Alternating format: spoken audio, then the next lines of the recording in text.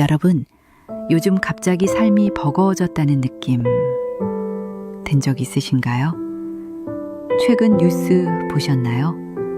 서울의 70대 남성이 은퇴 후 1년 만에 우울증과 건강 악화로 병원비만 한 달 90만 원이 넘어 생활이 무너졌다는 이야기요.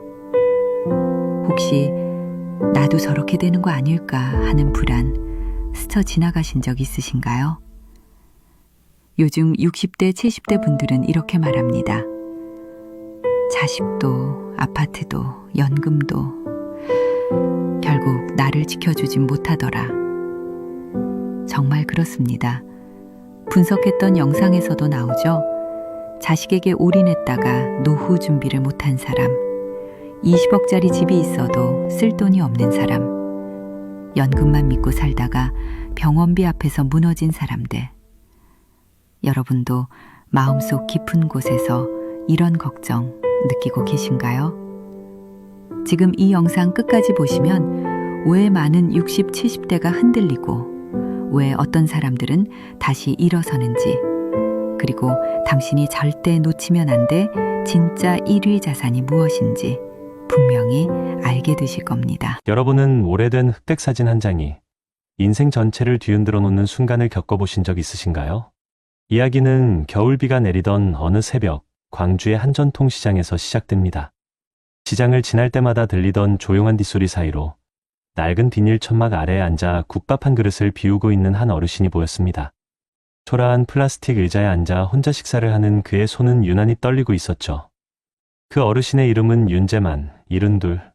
예전에 작은 철물점을 하며 두 아이를 키워냈던 평범한 아버지였습니다. 시장 사람들은 늘 이렇게 말하곤 했습니다. 윤 씨는 손이 금손이야. 못 고치는 게 없어. 그만큼 성실했고 남에게 피해 한 번 준 적 없는 사람이었죠. 그날도 시장 아주머니가 따뜻한 말 한마디를 건넸습니다. 아이고, 윤 어르신, 오늘도 혼자세요? 국물 더 떠드릴까요? 그런 말을 들을 때면 윤재만은 늘 같은 미소를 지었습니다. 혼자 먹는 게 편해요. 나이 드니 입맛도 줄고 사람이 그립긴 하지만 뭐 다 그렇죠. 겉으론 아무렇지 않은 듯 말했지만 그의 눈빛 깊은 곳은 오래된 외로움이 스며 있었습니다. 윤재만에게는 오래된 습관이 하나 있었습니다.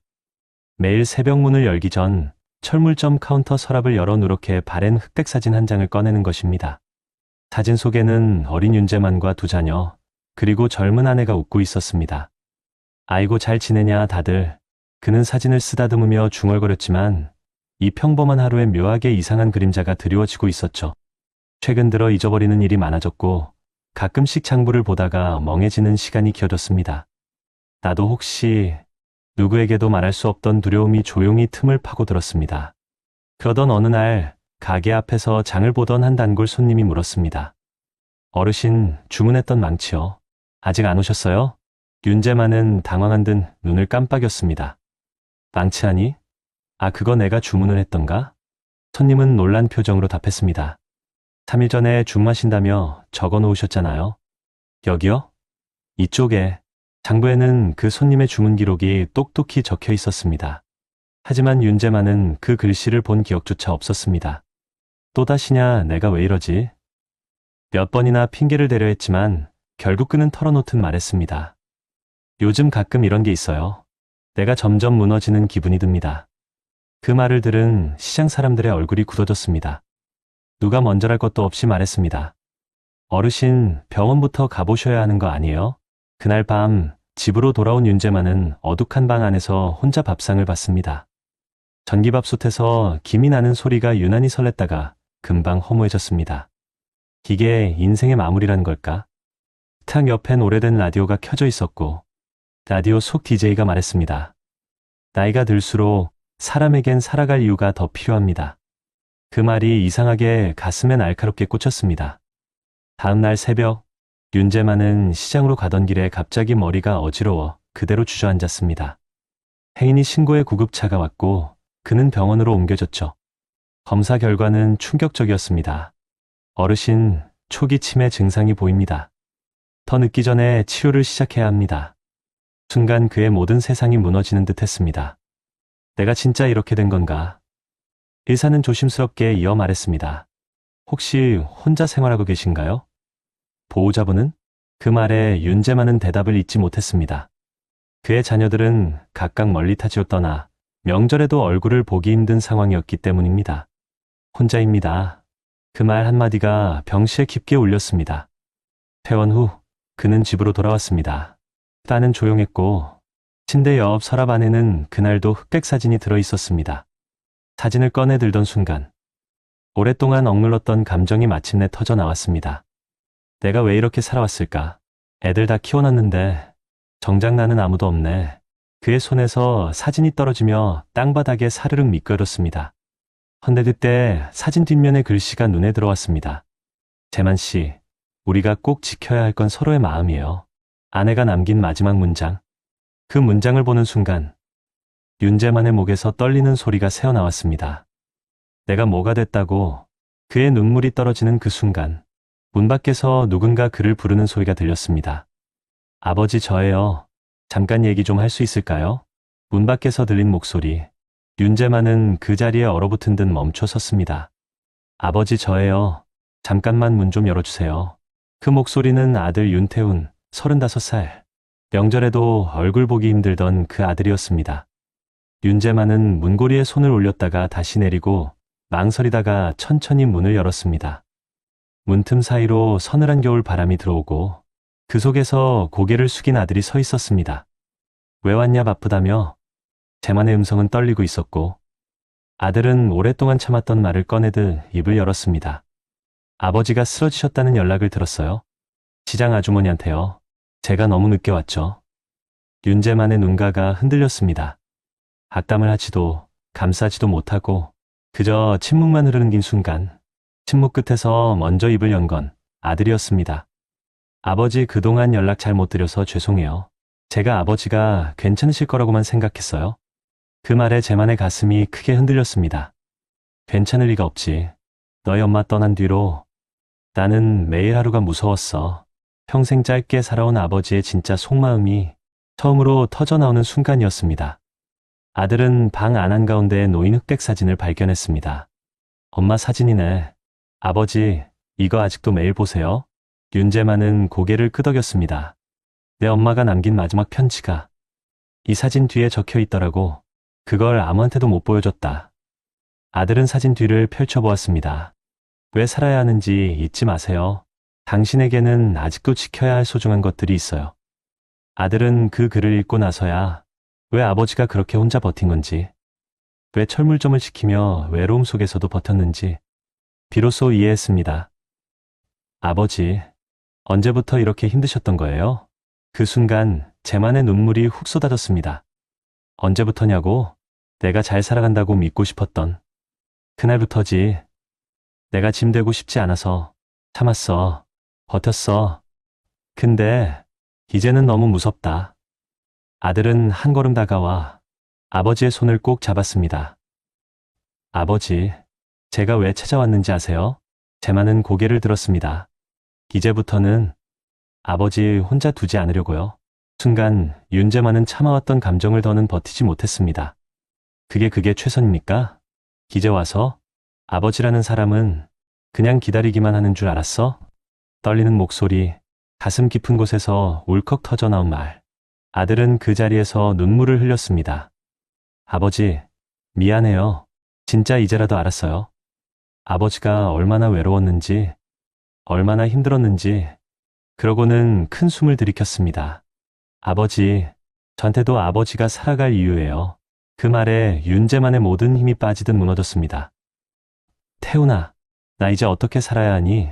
아들은 잠시 아버지의 어깨를 감싸 안았습니다. 아버지 혼자였던 시간이 너무 길었죠. 이제는 저랑 같이 다시 하나씩 찾아봐요. 왜 살아야 하는지, 무엇을 위해 살아야 하는지. 그 말은 마치 오랫동안 굳어있던 마음의 빗장을 조심스레 여는 열쇠 같았습니다. 며칠 후 아들은 직접 했던 결심을 행동으로 보여주었습니다. 아버지, 매주 토요일엔 여기 오겠습니다. 같이 시장도 다니고 가끔은 영화도 보고요.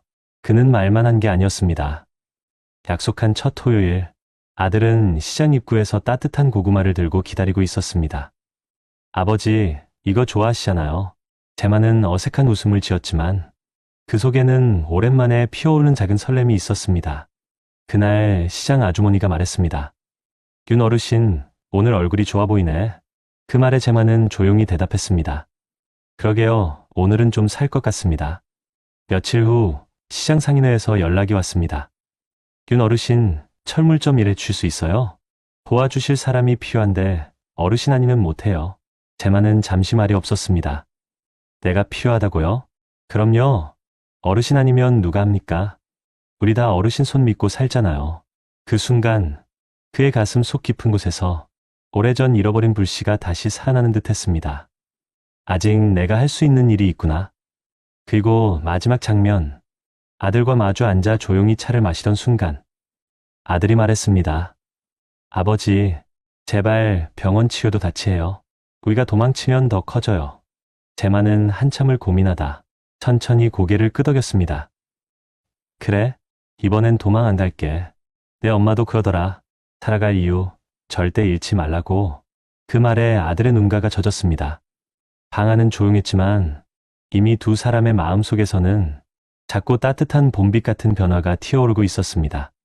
그리고 그날 밤 윤재만은 오랜만에 흑백 사진을 서랍에 넣고 조용히 불을 끄며 속삭였습니다. 그래, 내일도 살아보자. 그리고 그 다음 날 아들에게 말하지 못한 더 큰 비밀. 바로 철물점 계약 기간 만료 통보가 제만의 문틈 아래로 떨어져 있었습니다. 그 종이를 본 순간 윤재만의 얼굴에는 다시 한번 깊은 흔들림이 번져갔습니다. 그의 손끝이 종이를 움켜쥘 때 그가 내뱉은 한마디, 이제 정말 어떻게 해야 하지? 새벽 첫 기차가 지나가는 소리가 창밖을 울리는 그 시간, 윤재만은 손에 움켜쥔 종이를 바라보고 있었습니다. 철물점 계약 만료 통보서, 임대 기간 만료로 재계약이 어렵습니다. 문장 하나하나가 칼날처럼 가슴을 베었습니다. 철물점은 그에게 단순한 생계 공간이 아니었습니다. 아내와 함께 아이들을 키우던 시절, 작은 손을 잡고 가게를 뛰어다니던 웃음이 스며있는 그의 삶 그 자체였습니다. 이걸 이제 접으라는 건가? 그 말이 입 밖으로 새어나오는 순간 그 안은 더 깊은 어둠에 잠긴 듯 고요해졌습니다. 그날 오후 약속했던 대로 찾아온 아들은 아버지가 손에 쥔 종이를 보고 얼굴이 굳었습니다. 계약 만료요? 아버지, 재계약은요? 주인한테 전화는 해보셨어요? 윤재만은 담담하게 고개를 저었습니다. 주인이 가게를 철거한다더구나.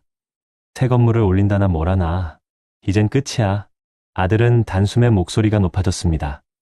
아버지는 왜 혼자 결정하세요? 왜 아무 말도 안 하셨어요? 그 순간 평생 침착하던 윤재만의 얼굴이 단번에 무너져 내렸습니다. 너한테 짐되고 싶지 않았다. 굵은 울림과 함께 터진 절규. 아들은 얼어붙은 듯 아버지를 바라보았습니다. 짐이라니, 아버지가 왜 짐이에요? 내가 요즘 뭘 하고 있니? 치매까지 왔다는데 이 나이에 어디서 뭘 다시 하니? 내 엄마 떠난 뒤로 난 그냥 시간만 버티며 있었던 거야. 그 말이 떨어지자마자 두 사람 사이에 깊은 침묵이 내려앉았습니다. 며칠 동안 윤재만은 가게 문을 열지 못했습니다. 창가에 앉아 창문 너머로 겨울 햇살만 바라보았습니다. 아침밥도 남기고 라디오도 껐고 사진도 더 이상 꺼내지 않았습니다. 아들이 걱정세 말했습니다. 아버지 이대로 있으면 더 안 좋아져요. 윤재만은 힘없이 대답했습니다. 태훈아, 사람이 살아갈 이유를 잃으면 몸보다 먼저 마음이 죽는 거다. 나 지금 그 상태야. 아들은 차마 대답하지 못했습니다. 눈물만 고였습니다. 아들은 결심한 듯 말했습니다. 아버지, 우리 같이 살아요. 제가 공간 마련할게요. 아버지 돌보고 같이 일도 찾아봐요. 하지만 윤재만은 즉시 고개를 저었습니다. 안 돼. 내 인생 방해하고 싶지 않아. 방해가 아니라니까요. 왜 자꾸 혼자 하려고만 하세요? 윤재만의 눈이 한순간 번뜩였습니다. 나는 혼자 살아온 사람이야. 너희 엄마 떠난 뒤로 누구라도 붙들면 무너질까봐 혼자 견뎠어. 이제 와서 어떻게 달라지니? 아들은 말을 잃었습니다. 아버지가 그토록 깊은 고통 속에 있었다는 걸 감히 상상조차 하지 못했기 때문입니다. 다음 날 새벽, 아들은 다시 아버지 집을 찾았습니다. 아버지는 철물점 물건을 하나씩 상자에 넣고 있었습니다. 아버지, 이건 너무 잔인해요. 평생 일하신 곳인데. 윤재만은 상자를 닫으며 말했습니다. 태훈아, 사람은 말이다. 이뤄야 보이는 게 있어. 아들은 울먹였습니다. 아버지, 도대체 왜 이렇게 버티세요? 윤재만은 고개를 들었습니다. 오랜 세월 속에서 버려진 듯한 단단한 목소리로. 그게 내가 살아온 방식이었으니까. 그리고 그게 최선입니까? 버티기만 하는 게 최선이었냐고 묻는다면 이제는 모르겠다. 그 말은 아들 가슴을 송곳처럼 찔렀습니다. 아들은 참지 못하고 아버지 손을 잡았습니다. 아버지, 이제 제가 아버지의 새로운 최선이 되면 안 되겠습니까? 그 말에 윤재만은 처음으로 소리내어 울었습니다. 이후 며칠 동안 두 사람은 함께 가게 정리를 했습니다. 노끈을 묶고 오래된 못을 정리하고 깨진 의자도 버렸습니다. 정리하다 발견한 작은 상자. 그 안엔 아내가 마지막으로 남긴 메모가 있었습니다. 당신은 혼자여도 혼자가 아니에요. 당신을 필요로 하는 사람은 늘 곁에 있어요. 윤재만과 아들은 그 메모를 한참 바라보다 조용히 서로의 손을 맞잡았습니다. 며칠 후 재만은 동네 복지관의 자원봉사 모집 안내문을 보았습니다. 홀몸 어르신 도시락 배달 도우미 모집. 그 글귀가 유난히 마음에 들어왔습니다. 아들이 물었습니다. 아버지, 혹시 해보고 싶으세요? 윤재만은 잠시 생각하다 말했습니다. 그래, 누군가에게 필요한 사람이 되고 싶다. 그 한마디는 더 이상 과거에 머물지 않겠다는 선언이었습니다. 아들은 조용히 고개를 끄덕였습니다. 아버지, 그 말 정말 듣고 싶었습니다. 그리고 다음 날 아침, 윤재만은 도시락 배달 첫날을 맞아 조금 더 단정한 옷을 입고 문을 나섰습니다. 계단을 내려가는 그의 발걸음은 아직 느리고 아직 떨리지만 몇 년 만에 당당한 걸음이었습니다. 그때 뒤에서 아들이 소리쳤습니다. 아버지, 다녀오세요. 윤재만은 뒤돌아 아들에게 환하게 웃으며 대답했습니다. 그래, 나 다녀오마. 하지만 도시락을 들고 복지관에 도착한 순간 그의 발걸음이 멈췄습니다. 그 앞에서 누군가가 그의 이름을 부르고 있었습니다. 혹시 윤재만 씨 맞으세요? 낯선 목소리. 그가 고개를 들었을 때 뜻밖의 사람이 서 있었습니다. 혹시 윤재만 씨 맞으세요? 도시락 배달 첫날 복지관 입구에서 불쑥 들려온 낯선 목소리에 윤재만은 천천히 고개를 들었습니다. 그 앞에는 오래전 철물점 단골이던 중년 여성이 서 있었습니다. 다정한 미소, 하지만 그 미소 뒤에 묘한 그리움 같은 것이 묻어 있었습니다. 저 기억 못 하시겠죠? 저는 한정숙이라고 해요. 예전에 남편이 아프던 시절 어르신이 집수리 도와주셨잖아요. 재만의 눈이 조금 커졌습니다. 아, 그때 그 낡은 보일러 수리해드렸던 집 말입니까? 정숙은 고개를 끄덕였습니다. 네, 그때 아무런 대가도 안 받으셨죠.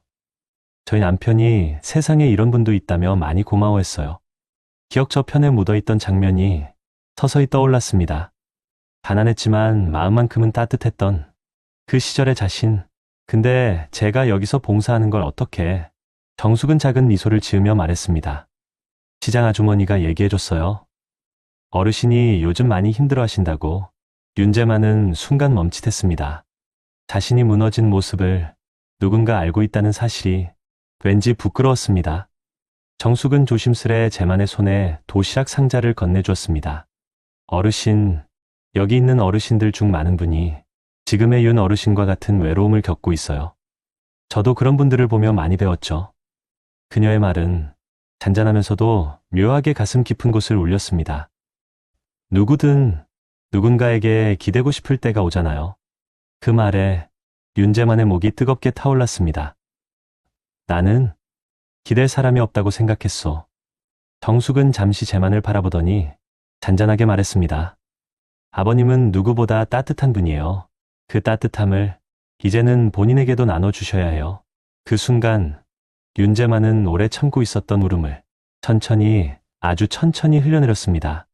도시락을 들고 방문한 첫 번째 집. 낡은 초가 지붕 아래 홀로 누워있는 할머니 한 분이 있었습니다. 아이고, 오늘이 그날이구먼. 새 사람인가? 윤재만은 서늘한 바람을 막으며 도시락을 건넸습니다. 드시는데 불편한 건 없으십니까? 천천히 드세요. 할머니는 그의 손을 가만히 잡았습니다. 고마워요. 내가 요즘 사람 손을 잡아본 게 언제인지 모르겠네. 그 손의 온기에 제만의 가슴 깊은 곳이 울렸습니다. 아, 내가 누군가에게 필요한 사람이구나. 오랜만에 느껴보는 감각, 무너진 마음 속에서 작고 뜨거운 불씨가 살아나는 순간이었습니다. 그날 밤, 아들은 집 문 앞에서 기다리고 있었습니다. 아버지, 오늘 어땠어요? 제만은 잠시 생각하다가 아주 작은 미소로 대답했습니다. 살겠더라. 아들은 그 한마디에 울컥했습니다. 아버지, 정말 다행이에요. 잠시 침묵이 흐른 후 아들은 조심스레 꺼냈습니다.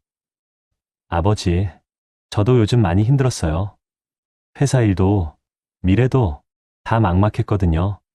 윤재만은 그제야 아들의 얼굴에 드리워진 그늘을 보았습니다. 태훈아, 너도 외롭구나. 아들은 잠시 숨을 고르고 말했습니다. 그래서요, 아버지가 살아갈 이유를 찾는 걸 보니까 저도 따라가야겠다는 생각이 들었어요. 그 말은 아버지와 아들 사이에 처음으로 건네진 솔직한 고백이었습니다. 태훈아, 네 아버지. 윤재만은 떨리는 목소리로 한 단어씩 내뱉었습니다. 미안하다. 내가 힘든 걸 내가 몰랐다. 아들은 고개를 숙이며 눈물을 흘렸습니다. 아버지, 저도 아버지를 혼자 두고 싶지 않았어요. 둘 사이에 오래된 벽이 조용히 그러나 분명하게 무너지고 있었습니다. 윤재만은 아들의 손을 꼭 잡았습니다. 우리 둘 다 다시 시작하자. 늦어도 괜찮지 않겠냐? 아들은 흐느끼듯 말했습니다. 네, 아버지. 우리 같이 다시 살아봐요. 며칠 후 윤재만은 복지관에서 작은 역할을 맡게 됐습니다. 도시락 배달뿐 아니라 철물점에서 오래 해온 기술을 살려 수리 봉사반을 맡게 된 것입니다. 어르신들이 말했습니다. 윤 어르신 오셔서 우리 복지관이 달라졌어요. 손재주 하나는 진짜 금손이야. 어르신 아니면 안 돼요. 누군가에게 필요한 존재라는 말. 그 말은 윤재만을 다시 살아가게 하는 연료였습니다. 집으로 돌아오던 길, 하늘엔 오래간만에 노을이 붉게 물들어 있었습니다. 재만은 조용히 속삭였습니다.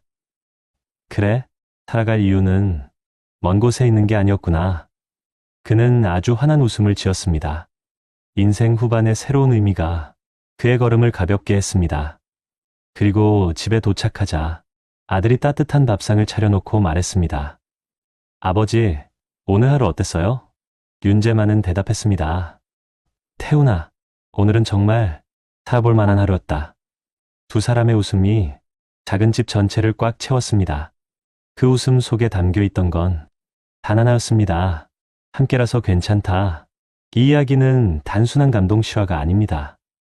우리가 노후에 꼭 붙잡아야 할 진짜 자산이 무엇인지 의로 보여주는 한편의 삶입니다. 자식도, 아파트도, 연금도, 심지어 건강도 완벽한 답은 아닐지 모릅니다. 하지만 살아갈 이유, 누군가에게 필요한 존재라는 느낌, 그리고 마음을 나눌 누군가, 그것이 우리의 마지막, 가장 소중한 자산입니다.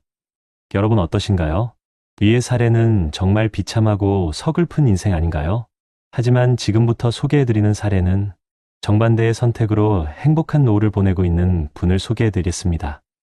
경기도 남양주에서 조용히 살고 있는 박영만 씨. 겉보기엔 늘 시장 골목을 산책하는 평범한 동네 어르신일 뿐이지만 동네 사람들은 그를 참 지혜롭게 나이 든 사람이라고 부릅니다. 그의 지난 삶을 들여다보면 그 말이 왜 나오는지 알 수 있습니다. 박영만 씨는 35년 동안 국가연구기관 기술직 공무원으로 일했습니다. 대단한 성공을 꿈꾸기보단 남에게 피해주지 않고 내 노후는 내가 책임지자라는 소박한 철학으로 살아왔죠. 퇴직금은 없었지만 30년 넘는 근속으로 2025년 기준 월 195만 원대의 평균 공무원 연금을 꾸준히 수령하고 있습니다. 그는 젊었을 때부터 단 한 번도 내 늙어서 자식들이 나 책임지겠지라는 생각을 한 적이 없었습니다. 자식은 자식 인생이 있고 나는 내 인생의 책임자가 돼야지. 그때는 이 말이 다소 박하게 들렸지만 그의 후반 인생을 지탱해준 가장 정확한 판단이었습니다. 30대 시절 동네 친구들은 모두 말했습니다. 야, 영만아, 애 키우려면 아파트라도 사야지. 넌 왜 맨날 연금하고 적금만 넣냐? 박영만 씨는 그저 웃으며 말하곤 했습니다. 나는 일단 기초 체력을 쌓는 게 중요하다고 보거든. 월급 오르면 소비부터 늘리면 나중에 고생해. 남들은 집값 오를까봐 불안해할 때도 그는 묵묵히 연금 적금 건강관리 관계 관리를 4대 원칙으로 지켜왔습니다. 그게 흔들릴 땐 아내가 말했습니다. 당신 선택이 맞아. 우리는 우리 방식대로 가요. 부부는 아파트 대신 소형 전셋집에 오래 살았지만 경제적으로 늘 숨이 트일 만큼 여유가 있었습니다. 하지만 그의 인생 또한 문제없이 흘러가진 않았습니다. 65세가 되던 해 아내가 갑작스럽게 허리 디스크 악화로 수술을 받게 된 것입니다. 수술비 480만 원, 재활치료비가 2달 동안 160만 원. 연금만으로는 감당하기 쉽지 않은 금액이었죠. 주변에서는 이렇게 말했습니다. 노년엔 병원비가 무서운 거야. 자식 도움 없으면 못 버텨. 하지만 박영만 씨는 흔들리지 않았습니다. 그는 이미 10년 전부터 의료비 전용 통장을 따로 만들어 매달 20만 원씩 넣어두고 있었습니다. 그 덕분에 수술비 대부분을 큰 부담 없이 처리할 수 있었습니다. 그뿐만이 아닙니다. 그해 여름 또 하나의 위기가 닥쳤습니다. 20년 넘게 살아온 전셋집이 재건축에 들어가며 집을 비워야 했던 겁니다. 경만 씨, 이제 어디로 가셔? 전세 요즘 너무 비싸던데. 동네 사람들이 안타까워했지만 그는 차분히 대답했습니다. 걱정 마세요. 준비해둔 게 있으니까요. 실제로 그는 노후를 대비해 15년 전부터 전세금 상승에 대비한 별도의 저축을 꾸준히 해두고 있었죠. 그 덕분에 당시보다 훨씬 오른 전세금을 감당할 수 있었습니다. 위기는 분명 위기였지만 그에게는 무너지지 않을 준비된 방패가 있었습니다. 아들도 딸도 각자 삶에 바쁘고 해외로 떠난 둘째 딸은 1년에 한 번 겨우 연락 오는 정도. 많은 부모들이 그래도 자식은 내 마지막 보험이라고 믿지만 박영만 씨는 정반대였습니다. 얘들아, 나한테 너무 신경 쓰지 마라. 너의 인생 살아라. 내 노후는 내가 준비했다. 그는 오히려 자식에게 부담을 주지 않도록 노후 생활비 의료비어가비까지 모두 체계적으로 분리해 관리했죠. 하지만 자식과의 관계가 무조건 좋기만 했던 건 아닙니다. 몇 년 전 아들이 이런 말을 하기도 했습니다. 아버지는 왜 이렇게 혼자 하려고만 해? 가끔은 우리도 신경 쓰게 해요. 그 말에 마음이 뭉클했지만 박영만 씨는 흔들리지 않았습니다. 부담은 사랑이 아니야. 내가 필요로 할 때 내가 든든하게 있어주는 게 부모지. 자식에게 무턱대고 기대는 대신 적절한 거리와 책임감을 유지하는 모습. 그게 그의 철학이었습니다. 그리고 70세가 되던 해 박영만 씨는 인생의 또 다른 갈림길에 서게 됩니다. 아내의 건강은 좋아졌지만 그녀는 계속 재활이 필요했고 전셋집은 2년마다 갱신할 때마다 임대료가 크게 올랐습니다. 친구들 대부분은 말했습니다. 에이, 이제 나이도 있는데 그냥 집 사지 그래? 하지만 박영만 씨는 달랐습니다. 집이 노후의 답이라는 건 그에게는 오래전 버린 생각이었죠. 그리고 그는 또 하나의 반전 선택을 하게 됩니다. 그 선택이 그의 노년을 넘치도록 풍요롭게 만들게 되는 결정이었죠.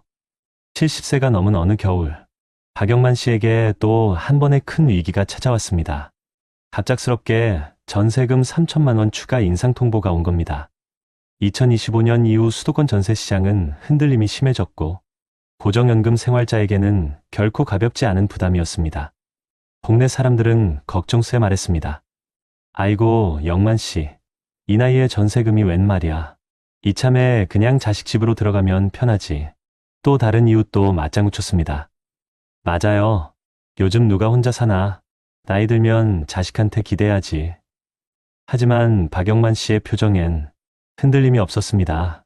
아내가 조심스레 물었습니다. 여보, 우리도 이젠 자식들한테 도움을 받을 때가 된 거 아닐까? 그 말에 박영만 씨는 부드럽지만 단단한 목소리로 답했습니다. 아니에요. 당신도 알잖아. 우리는 우리가 준비한 대로 살자고 약속했잖아. 그가 침착할 수 있었던 이유는 하나였습니다. 그동안 꾸준히 나눠둔 노후 생활비 통장 전세 상승 대비 저축비 상자금 의료비 전용 계좌.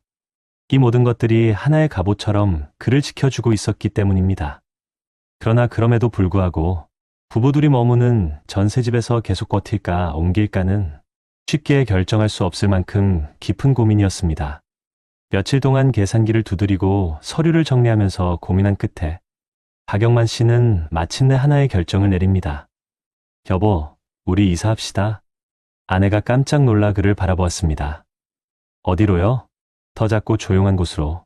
전세 말고 공공임대 아파트로 가요. 아내는 잠시 말을 잇지 못했습니다.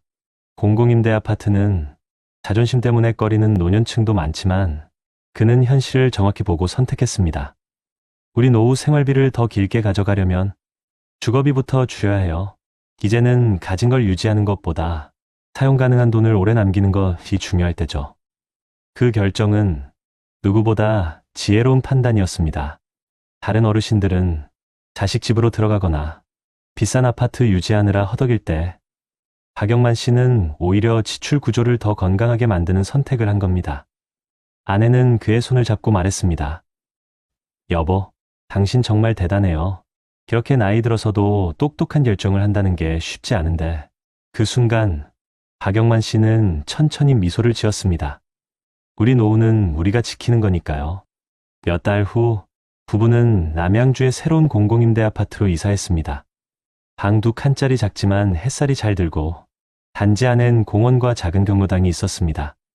아침마다 아내와 함께 단지 내 산책로를 걸으며 라디오에서 흘러나오는 7080 음악을 듣고 주말에는 전통시장에서 소소한 장보기를 즐기며 평범한 하루가 쌓여갔습니다. 한 번은 아내가 말했습니다. 여보, 우리 지금 참 잘 살고 있어요. 그 말에 박영만 씨는 잠시 멈춰서서 하늘을 바라보며 대답했습니다. 응, 나는 지금 내 인생에서 가장 안정적인 시기를 살고 있어. 그 말은 결코 과장이 아니었습니다. 월 195만 원의 공무원 연금, 소형 임대 아파트의 저렴한 유지비, 20년간 나눠둔 비상금, 그리고 아내와의 평화로운 일상. 그는 많은 60대, 70대가 가장 불안해하는 돈, 건강, 관계, 거주, 그 4가지를 모두 안정적으로 지키는 삶을 만들고 있었습니다. 이사를 온 지 1년쯤 되자 주변 어르신들이 박영만 씨에게 말을 걸기 시작했습니다. 어르신, 얼굴이 참 밝으세요. 노년이라고는 안 믿기네요. 어르신 부부는 싸우는 걸 못 봤어요? 어떻게 이렇게 여유로우실까? 어떤 이는 이렇게 말했습니다. 경만 어르신 보니까 노후가 꼭 슬픈 건 아니구나 싶어요. 그는 웃으며 대답했습니다. 평생 조금씩 준비만 해놓으면 노후도 참 살만합니다. 그의 말은 고난을 겪고 무너져가는 노년의 삶과는 완벽한 정반대였습니다. 박영만 씨의 삶은 많은 사람들에게 하나의 메시지를 남깁니다. 누구보다 평범한 사람이지만 누구보다 정확한 선택을 했던 사람, 자식에게 의지하지 않고 집값에 목숨 걸지 않고 연금과 저축을 나누어 관리하고 건강과 관계를 꾸준히 유지하며 주거비를 낮춰 노후 생활비를 안정화한 사람. 그 결과 그는 70대에도 돈 걱정 없이 건강을 지키며 사랑하는 사람과 조용히 웃으며 살아갑니다. 이 이야기는 말합니다. 노후는 운이 아니라 선택이다. 그리고 당신의 오늘의 선택이 당신의 70대를 완전히 다른 인생으로 만든다. 한국의 노년층 현실을 가장 명확하게 보여주는 자료는 통계청과 한국보건사회연구원의 조사입니다. 통계청 2024 고령자 통계에 따르면 65세 이상 노인의 절반이 넘는 52.6%가 국민연금 외에 별도의 준비 없이 노후를 맞이했으며 이들 상당수가 생활비 부족을 가장 큰 어려움으로 꼽았습니다. 특히 노년층 단독가구의 월 평균 생활비는 보건사회연구원 2023 노후보장 실태조사에서 평균 154만 원으로 집계되었는데 이는 70대 노인의 실제 지출 중 가장 비중이 높은 주거비 식비의료비 증가폭을 반영하지 못하는 수준입니다.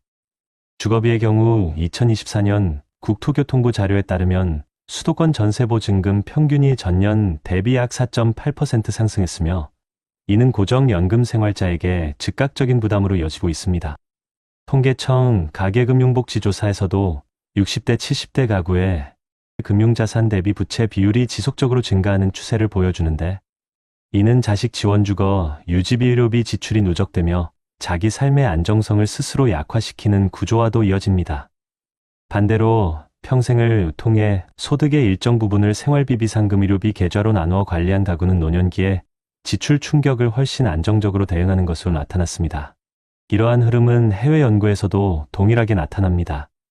미국 국립노화연구소 NIA의 장기 추적 조사에 따르면 은퇴 직전 직후의 지출 구조를 안정적으로 조절한 노인들은 우울감 건강 악화 비율이 30% 이상 낮았으며 의료비 지출 증가에도 심리적 경제적 충격을 덜 받는다는 결과가 보고되었습니다. 또한 유럽연합 노년복지연구 패널 조사에서도 노후 재정주거 안정성이 확보된 그룹은 삶의 만족도가 평균 2배 이상 높고 사회적 고립 비율은 절반 이하로 떨어진다는 사실이 확인되었습니다. 한국보건사회연구원 역시 2024년 분석에서 조기 은퇴자의 노후 빈곤율이 46%에 달하는 반면 연금저축주거비 절약구조를 갖춘 가구의 빈곤율은 10% 미만이라고 발표했습니다. 무엇보다 주목할 점은 자녀 지원을 과도하게 한 가구와 자녀에게 경제적으로 독립적인 가구의 차이입니다. 통계청이 2024년에 발표한 자료에 따르면 자녀에게 경제적 의존도가 높은 65세 이상 노인의 우울 위험은 그렇지 않은 노인보다 2.1배가 높았으며 이는 노후 준비 부족과 직접적으로 연결되었습니다. 반면 자녀에게 경제적 부담을 주지 않도록 조기의 생활 구조를 단순화한 노인은 정신건강 신체활동사회 참여 비율이 모두 높은 것으로 조사됐습니다. 이러한 통계들은 박영만 씨 같은 노후 생활비 구조를 일찍 정비한 사람이 왜 비교적 평온한 70대를 살 수 있었는지를 설명해 줍니다. 공공임대주택의 안정성, 연금과 비상금의 역할 분리, 과도한 주거의료, 지출의 선제적 대비, 그리고 자식과의 경제적 거리두기는 실제로 국내 연구에서 노후 안정성과 가장 강한 상관관계를 보이는 요소들입니다. 요약하면 한국 노년층의 빈곤과 고립은 단순히 소득 수준이 낮아서 생기는 문제가 아니라 주거 건강 관계 자녀, 의존이라는 4가지 영역의 균형이 무너져서 발생한다는 것이 통계와 연구가 말하는 명확한 결론입니다. 즉, 불행한 사례의 인물들은 이 4가지가 한꺼번에 무너지며 위기를 겪었고 박영만 씨처럼 대비한 사례는 이 4가지를 조기에 다층적으로 관리하며 안정적인 노후를 만들었습니다. 결국 통계는 말합니다. 노후의 차이는 금액이 아니라 구조에서 시작된다고요. 노년기의 위기를 막기 위해서는 개인의 준비뿐 아니라 국가와 지자체가 마련한 제도를 적극적으로 활용하는 것이 무엇보다 중요합니다. 한국은 고령층이 급격히 증가하면서 노년층의 생활안정 문제를 해결하기 위해 다양한 지원책을 확대하고 있습니다. 우선 기초연금은 만 65세 이상 소득이 적은 노년층에게 매달 일정 금액을 지급해 최소한의 생활을 보장하는 제도로 국민연금만으로 생활비가 부족한 분들에게 큰 버팀목이 되고 있습니다. 또한 노인 일자리 사업이 매년 늘어나면서 월 일정 금액의 활동비와 사회적 관계 회복을 동시에 얻을 수 있어 고립과 우울을 예방하는 역할을 하고 있습니다. 주거비를 줄이는 정책도 매우 중요합니다. 정부와 지자체가 공급하는 공공임대주택은 보증금과 월세 부담을 대폭 낮춰주기 때문에 노년층이 불안정한 전월세 시장에서 흔들리지 않도록 돕는 역할을 하고 있습니다. 특히 장기 거주가 가능한 유형은 노후 내내 안정적인 주거를 제공하며 실제로 많은 노년층이 이 제도를 통해 생활비를 절감하고 있습니다. 여기에 주거급여와 난방비 감면, 요금 감면 제도 등이 더해지면 고정 지출을 크게 줄일 수 있어 노후의 경제적 압박을 겪지 않게 됩니다. 의료비 부담을 줄이는 제도 역시 중요합니다. 각 지자체가 시행하는 만성질환 관리비 지원이나 예방접종 무료 지원, 65세 이상 의료비 상한제 등은 갑자기 늘어나는 병원비를 막아주는 보조장치가 되어 큰 위험을 예방합니다. 더 나아가 지역사회에서 진행되는 통합돌봄 제도는 거동이 불편해지는 시기에 식사와 주거, 돌봄, 의료까지 모두 연계해 지원하여 노년층이 요양시설로 이동하지 않고 자신이 살아온 집에서 생활을 이어갈 수 있도록 도와줍니다. 한국과 비슷한 고령화 문제를 겪는 해외 국가들도 다양한 해결책을 운영하고 있는데 이를 참고하면 한국 노년층에게도 많은 시사점을 줍니다. 일본은 지역에서 봉사활동을 하면 생활에 필요한 물품이나 서비스를 제공받을 수 있는 제도를 운영하고 있는데 이 제도가 고령층의 사회 참여를 늘리고 치매 예방에도 도움이 된다고 알려져 있습니다. 독일은 장기요양을 국가가 보조해주는 제도를 운영하여 돌봄 부담이 가족에게만 집중되지 않도록 하고 있으며 노년층이 병원비와 돌봄비 때문에 빈곤에 빠지는 것을 막는 체계를 갖추고 있습니다. 미국은 저소득 노년층에게 임대료의 일정 비율만 부담하면 거주할 수 있는 주거 지원 프로그램을 운영하고 있어 한국의 공공임대주택 제도와 유사한 방식으로 노후의 주거 안정을 실질적으로 보장합니다. 이처럼 한국과 해외의 다양한 정책은 공통적으로 노후의 안정은 소득이 많고 적금보다 지출 구조와 제도 활용 여부에 달려 있다는 사실을 보여줍니다. 노인 빈곤과 고립은 갑자기 찾아오는 것이 아니라 준비가 부족할 때 서서히 다가오지만 국가와 지자체에서 마련한 제도를 적절히 활용하면 충분히 막을 수 있습니다. 지금 설명드린 여러 정책들은 이미 많은 노년층이 도움을 받고 있는 제도들로 본인이 조금만 관심을 갖고 신청하면 누구든지 안정적인 노후 기반을 마련할 수 있습니다. 노후의 격차는 우연이 아니라 선택에서 비롯된다는 사실이 이미 여러 분석에서 확인된 만큼 정보를 알고 활용하는 작은 실천이 인생 후반부의 삶을 완전히 바꿀 수 있습니다. 결국 노후는 준비한 사람에게 훨씬 안정적이고 오래도록 편안한 시간을 선물합니다. 한 사람의 선택이 인생의 후반부를 얼마나 다르게 만들 수 있는지 우리는 오늘 두 개의 길을 함께 바라봤습니다. 하나는 외롭게 무너져버린 노년의 길이었고 다른 하나는 조용하지만 단단하게 행복을 지켜낸 길이었습니다. 처음 사례의 주인공은 평생 자식만 바라보고 집값만 믿고 내일을 생각할 겨를 없이 살아왔습니다. 그 결과 나이를 먹을수록 삶의 버팀목은 하나둘 무너지고 누구에게도 기대지 못한 채 홀로 남겨져 흔들렸습니다. 우리는 그 모습에서 마음이 아팠고 언젠가 우리도 그 자리에 서게 될까 두려움을 느꼈습니다. 반면 두 번째 사례의 주인공은 똑같은 세월을 살아왔지만 전혀 다른 길을 걸었습니다. 자식에게 기대지 않고 집이나 체면에 묶이지 않고 연금과 저축을 나누고 생활비 구조를 조정하고 작은 집에서라도 두 발 딛고 설 수 있는 자신만의 삶을 선택했습니다. 그래서 노년이 되었을 때 그는 돈이 많아서가 아니라 쓰러지지 않도록 미리 바닥을 다져둔 사람이 되었습니다. 누구에게도 폐를 끼치지 않으면서 아내와 함께 잔잔한 햇살 아래 아침을 맞이하는 사람이 되었습니다. 두 사람의 차이는 결국 아주 작은 선택의 차이였습니다. 내 노후를 누가 지켜줄 것인가? 이 질문에 한 사람은 자식을 선택했고 다른 한 사람은 나 자신을 선택했습니다. 시청자 여러분, 우리 모두 언젠가 70대를 지나고 80대를 향해 나아갈 것입니다.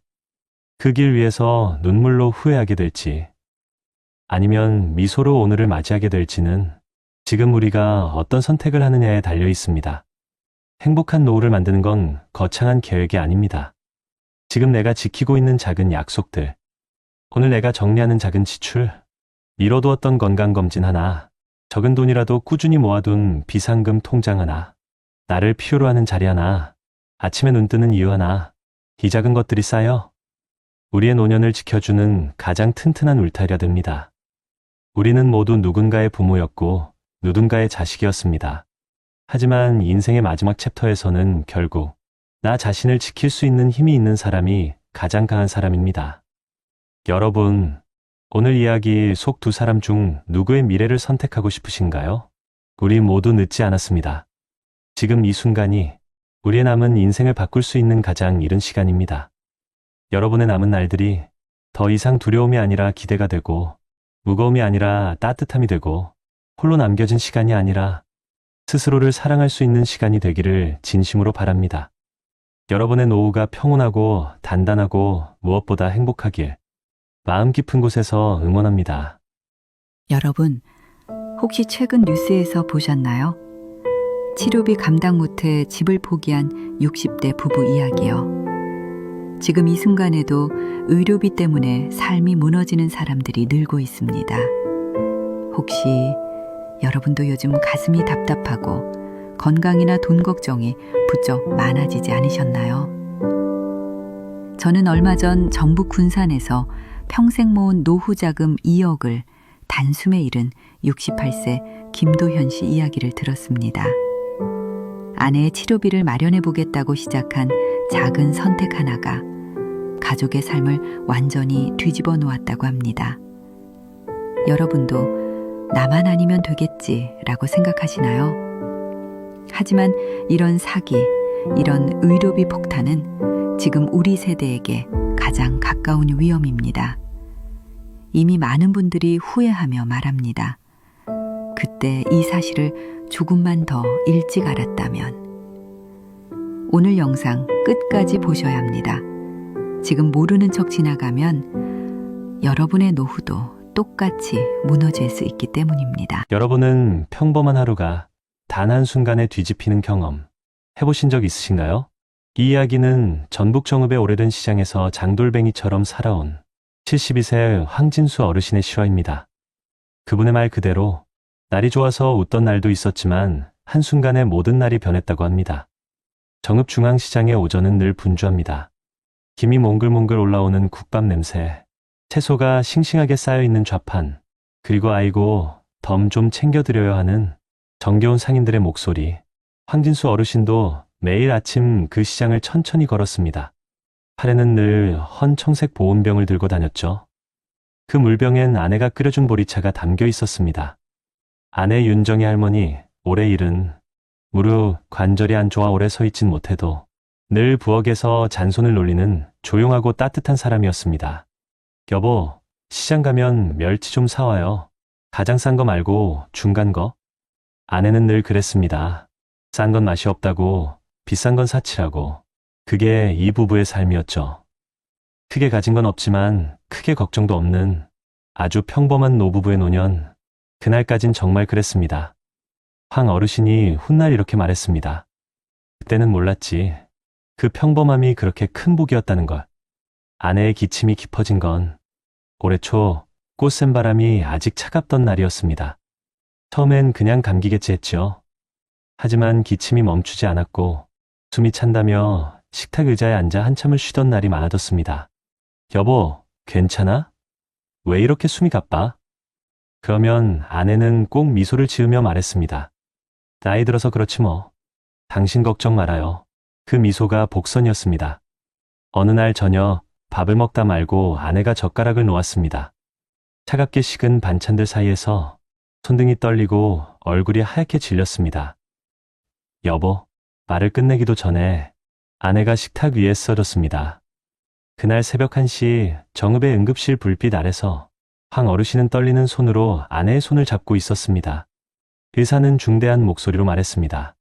부인분은 폐섬유화 초기 진행으로 보입니다. 지금 치료를 시작해야 합니다.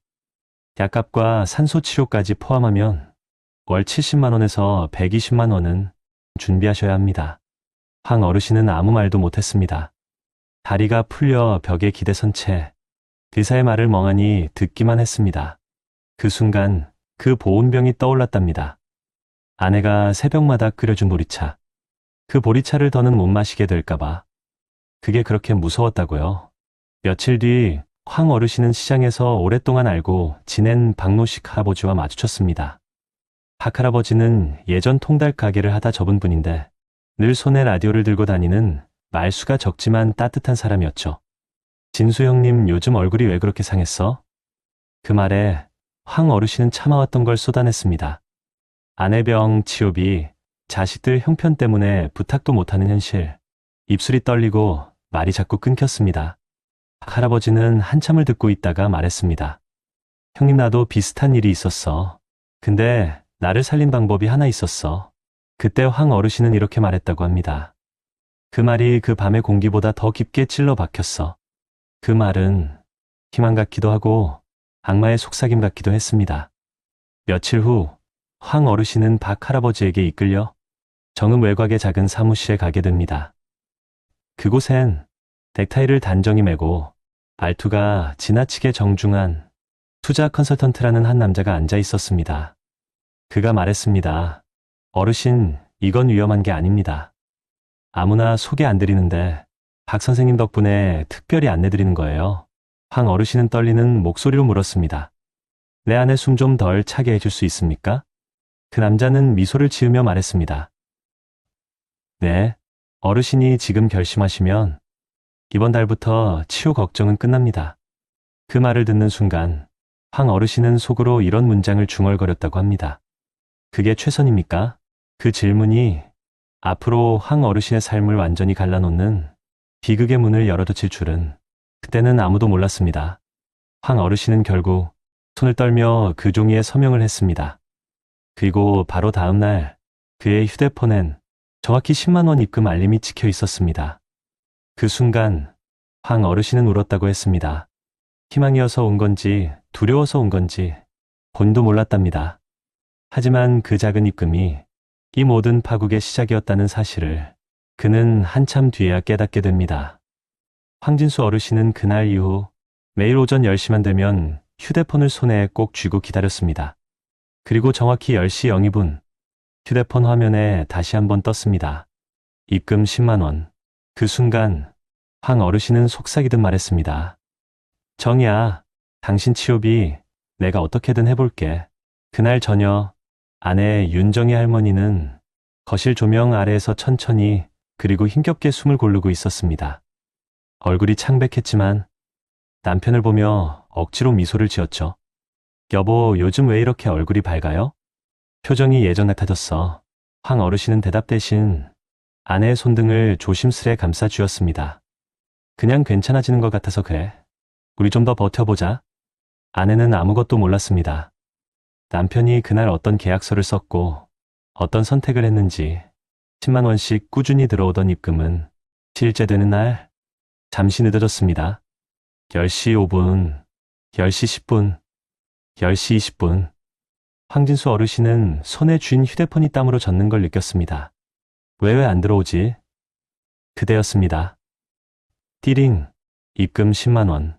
하지만 알 수 없는 불안이 가슴 위에 눌러붙었습니다. 그날 밤 아내는 물었습니다. 여보, 무슨 일 있어요? 요즘 잠도 잘 못 자고. 황 어르신은 고개를 저었습니다. 아니야, 그냥 피곤해서 그래. 그 말이 아내에게 하는 말인지 스스로를 속이는 말인지 분간이 가지 않았습니다. 며칠 뒤 그 남자, 정장을 딱 맞게 입고 있던 컨설턴트라는 이가 전화를 걸어왔습니다. 어르신, 이번 주까지만 특별 구간이 열려 있습니다. 처음 넣으신 분들에 한해 금액을 늘리면 일일 지급금이 배로 오릅니다. 황 어르신은 떨리는 목소리로 물었습니다. 얼마를 더 넣어야 합니까? 남자는 망설임 없이 대답했습니다. 2천만 원만 추가하면 하루 30만 원 나옵니다. 한 달이면 900만 원이에요. 치료비는 물론 생활비 걱정도 끝납니다. 그 말은 황 어르신의 심장에 꽂힌 비수 같았습니다.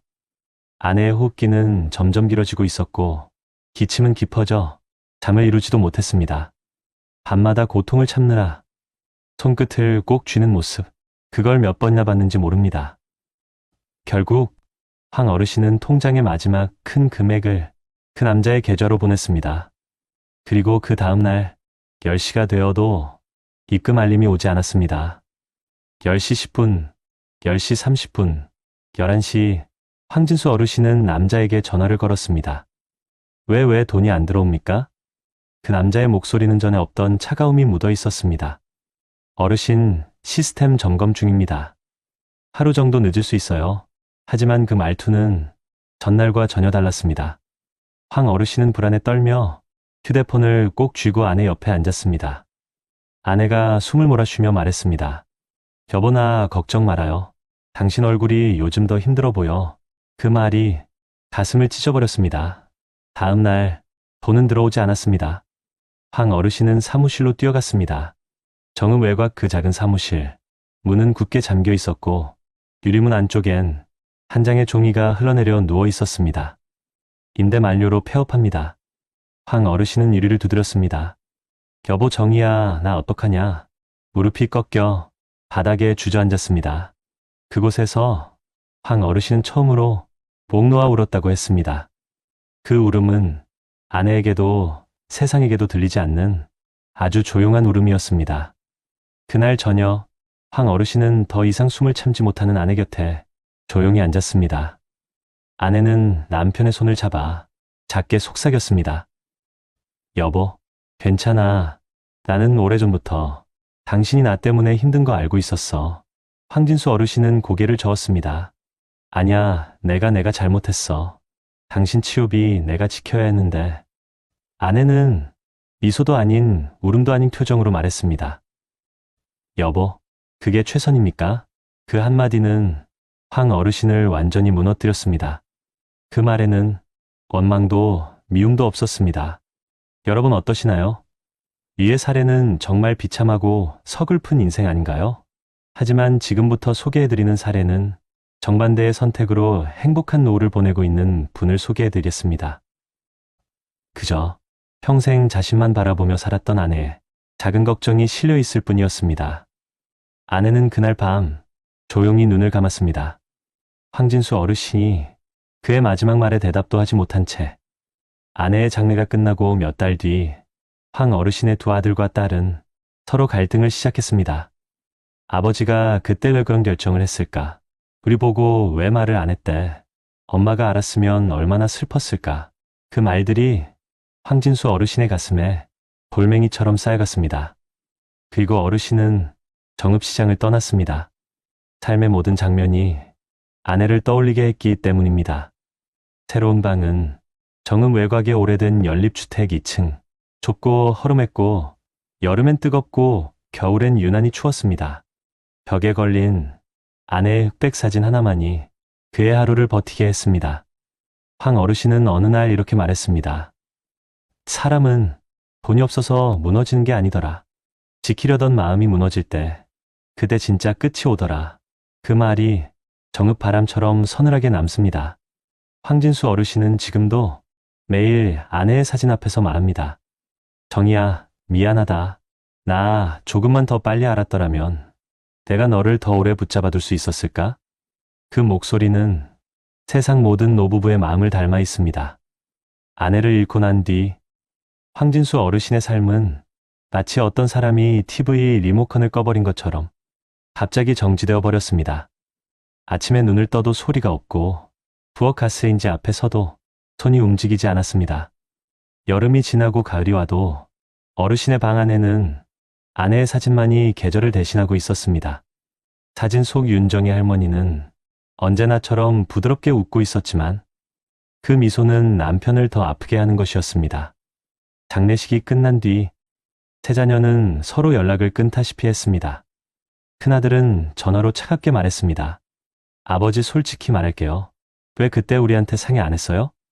우리한텐 엄마가 마지막이었어요. 둘째 아들은 아버지의 선택을 이해하려 노력했지만 결국 터져 나왔습니다. 아버지 표현으로는 사랑이었다고 해도 그 결과가 너무 크잖아요. 막내딸은 아버지를 만나는 자리에서 처음으로 눈물을 쏟았습니다. 아버지나 그날부터 매일 후회했어요. 아버지한테 더 잘할 걸 그러면서도 또 한편으로는 원망도 했어요. 내 마음도 엉망이에요. 황 어르신은 자식들의 말 어느 것도 탓할 수 없었습니다. 그날 밤 작은 보온병 아내가 평생 들고 다니던 파란색 보온병을 두 손으로 감싸고 아내처럼 중얼거렸습니다. 여보, 내가 잘못했지. 근데 나도 너 살리려고 그냥 그 마음 하나였어. 그 말은 아무에게도 들리지 않는 부서지는 속삭임이었습니다. 아내가 없어진 뒤 황 어르신의 삶은 훨씬 빠르게 가라앉았습니다. 기초연금은 생활비에도 모자랐고 사기 피해 신고를 하러 경찰서에 갔지만 경찰은 말했습니다. 어르신 이미 계좌는 비워졌고 해외 서버로 송금된 것 같습니다. 사기 조직은 잡기 어렵습니다. 그 말을 듣는 순간 황 어르신은 눈을 감았습니다. 가난해진 건 괜찮습니다. 근데 정의를 지키지 못했습니다. 그 후 황 어르신은 매일 시장 입구의 단팥빵 가게 앞에서 멈춰 섰습니다. 아내가 가장 좋아하던 빵이었기 때문입니다. 하지만 그 빵을 사줄 사람이 이젠 없습니다. 빵 냄새만 맡고 돌아서던 황 어르신의 모습은 얼마 뒤 시장 상인들 사이에서 그 집 할아버지 요즘 많이 기운 없어 보인다더라 하고 이야깃거리가 되었죠. 겨울이 깊어지던 어느 날 황진수 어르신은 연립주택 계단을 내려오다 그대로 미끄러져 허리를 세게 부딪혔습니다.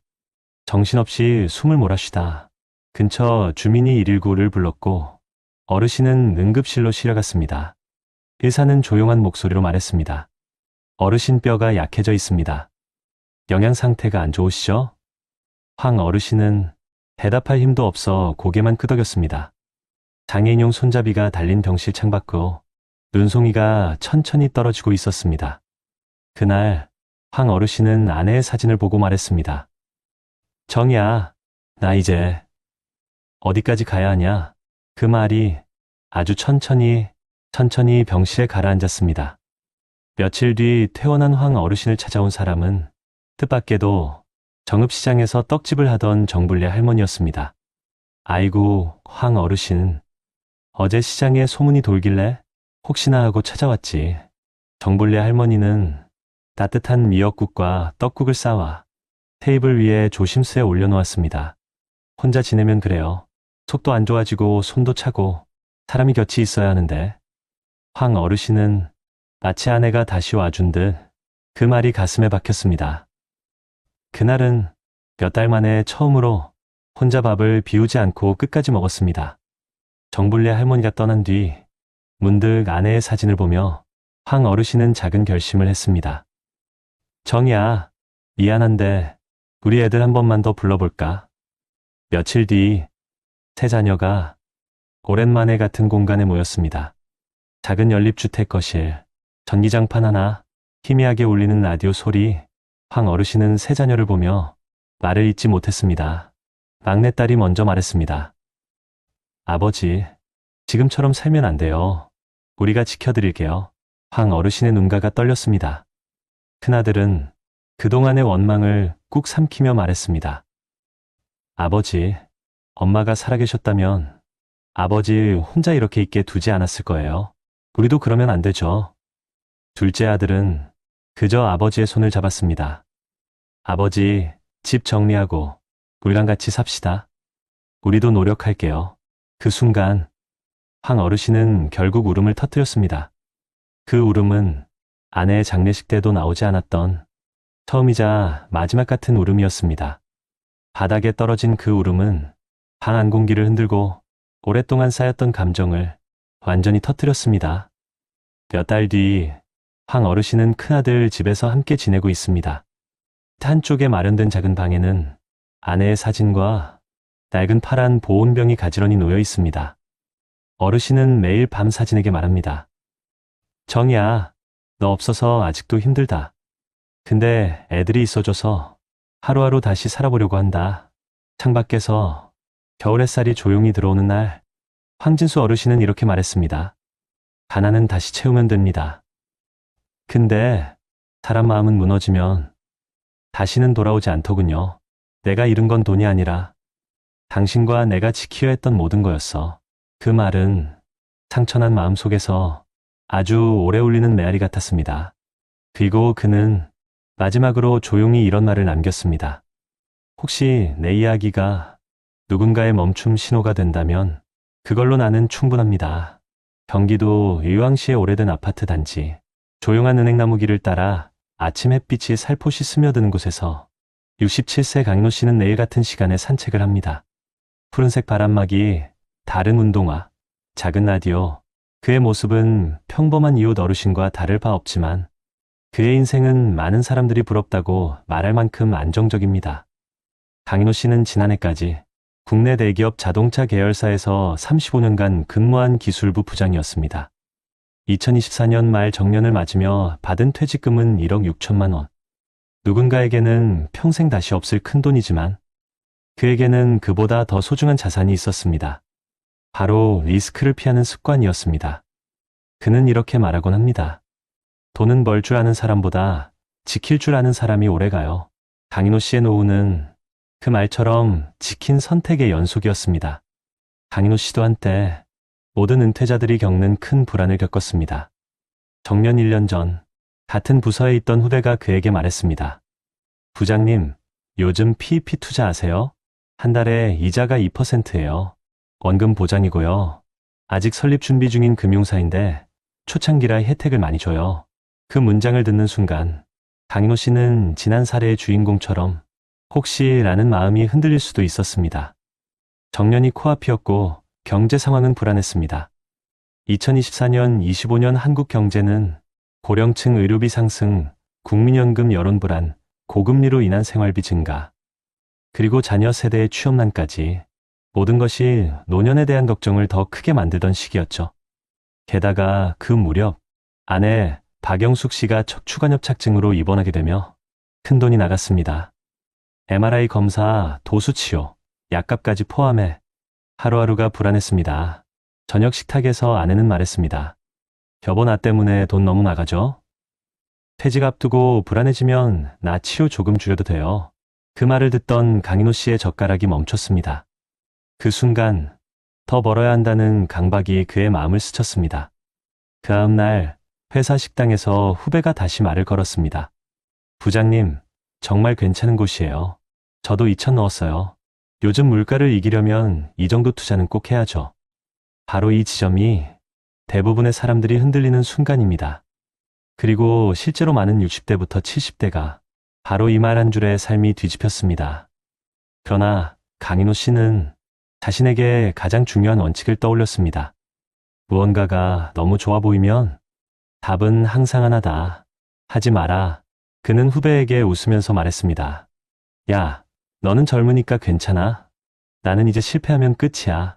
그 말은 그가 은퇴 직전 가장 먼저 지켜낸 작은 방패였습니다. 하지만 불안은 계속되었습니다. 정년을 한 달 앞두고 아내의 상태는 더 안 좋아졌고 둘째 아들은 회사 구조조정으로 취직했습니다. 식탁 앞에서 아들이 말했습니다. 아버지, 미안해요. 저 취업도 떨어졌습니다. 가장의 마음은 흔들릴 수밖에 없었습니다. 그날 밤 강인호 씨의 마음속에서는 이런 속삭임이 들렸습니다. 만약 그 투자에서 월 200만 원씩만 나온다면 지금 상황이 얼마나 나아질까? 그리고 다음 날 후회가 더 위험한 말을 건넸습니다. 부장님, 이번 주가 마지막이에요. 초기 출자자 한정 혜택이라 지금 안 하면 절대 못 들어가요. 바로 이것이 수많은 노년층이 떨어지는 함정. 강인호 씨는 밤새 잠을 이루지 못했습니다. 아내의 병실 불빛, 아들의 얼굴, 앞으로 살아갈 30년의 삶. 하지만 드는 마지막 순간 한 가지 장면을 떠올렸습니다. 퇴직 5년 전 회사 재무팀에서 들었던 말. 부장님, 사기는 다 똑같습니다. 투자 전 꼭 3가지 확인하세요. 금융감독원 등록 여부, 원금 보장 문구, 남들 다 한다는 말. 이 3가지가 나오면 무조건 의심하셔야 합니다. 그 말을 떠올린 강인호 씨는 다음날 후배에게 단호하게 말했습니다. 미안하다. 나는 내 노후를 도박판에 올릴 생각 없다. 후배는 말했습니다. 부장님, 그러다 후회합니다. 그러나 강인호 씨는 조용히 웃었습니다.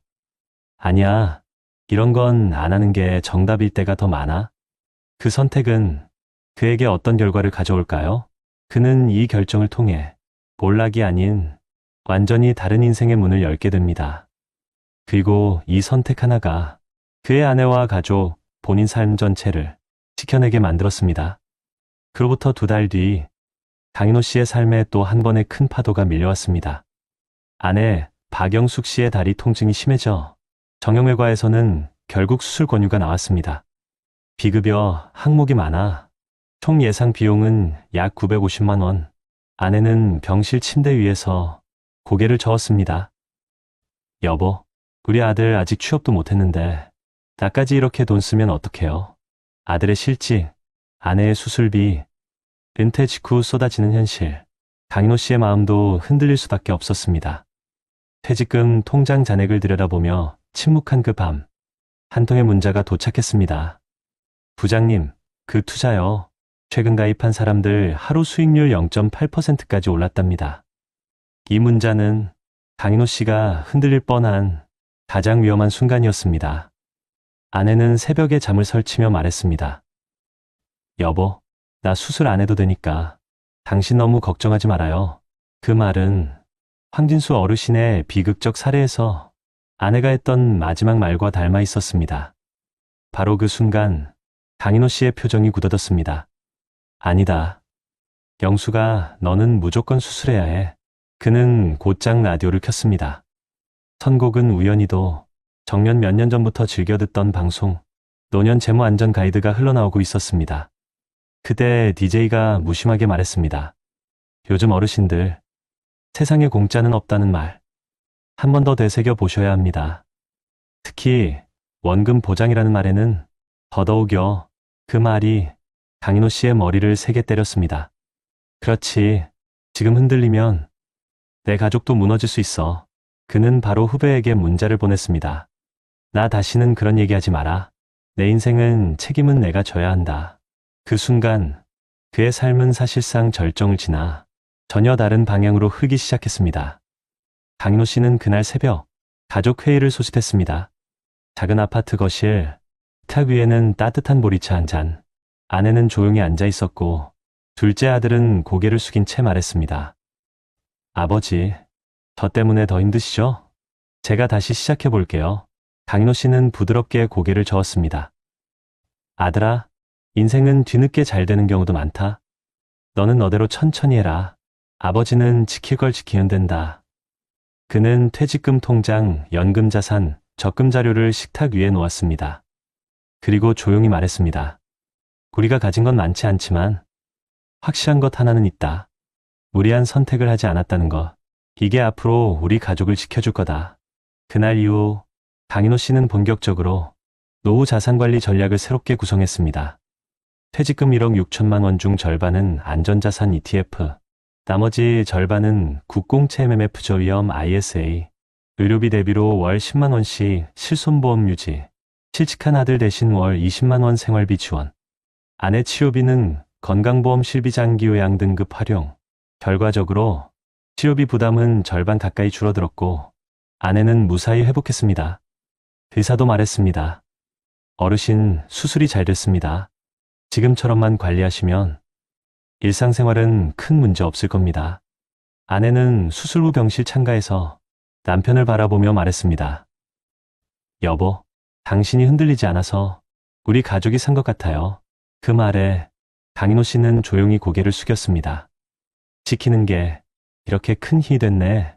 2025년의 한국은 노년층이 살기에 결코 쉽지 않은 환경입니다. 고령층 의료비 10년 새 2배 증가, 노인 빈곤율 OECD 1위, 사기 피해자 절반이 60대 이상, 연금만으로 생활이 어려운 현실, 자녀 세대도 경제적으로 여유 없음. 이런 시대에서 강인호 씨의 선택은 특별한 능력 때문이 아니라 아주 단순한 원칙 하나 때문이었습니다. 지키는 사람이 결국 이긴다. 퇴직금 1억 6천만 원으로 억대 사기를 피하고 가족의 위기까지 막아낸 강인호 씨. 그는 지금 매일 아침 아내와 함께 의왕시 산책길을 걷습니다. 벤치에 앉아 따뜻한 커피를 나누고 손을 맞잡고 말합니다. 그래도 우리가 버틸 수 있어서 다행이지. 아내도 말합니다. 당신 있어서 나는 아직도 행복해요. 그 모습을 보고 있으면 누구나 마음속 깊은 곳에서 이렇게 느낍니다. 이건 남 얘기가 아니다. 우리 부모의 이야기고 우리의 미래일 수도 있다. 2025년 대한민국의 현실을 보면 강인호 씨처럼 노후 준비에서 돈을 지키는 선택을 한 사례가 왜 중요한지 수치와 흠만 보더라도 명확하게 드러난다. 국내 통계를 보면 고령층의 평균 의료비 지출은 10년 사이 2배 가까이 증가했고 만성질환을 가진 노인은 전체의 대부분을 차지하면서 앞으로 치료비 부담은 더욱 커질 것으로 전망되고 있다. 또 금융 관련 자료에서도 고령층이 금융사기 피해자의 절반을 넘기며 해마다 위험이 증가하고 있는 것으로 나타난다. 특히 원금 보장과 고정 수익을 내세우는 방식의 투자는 나이가 들수록 판단하기 어렵고 정보가 부족하기 때문에 더욱 취약해지는 구조라고 설명된다.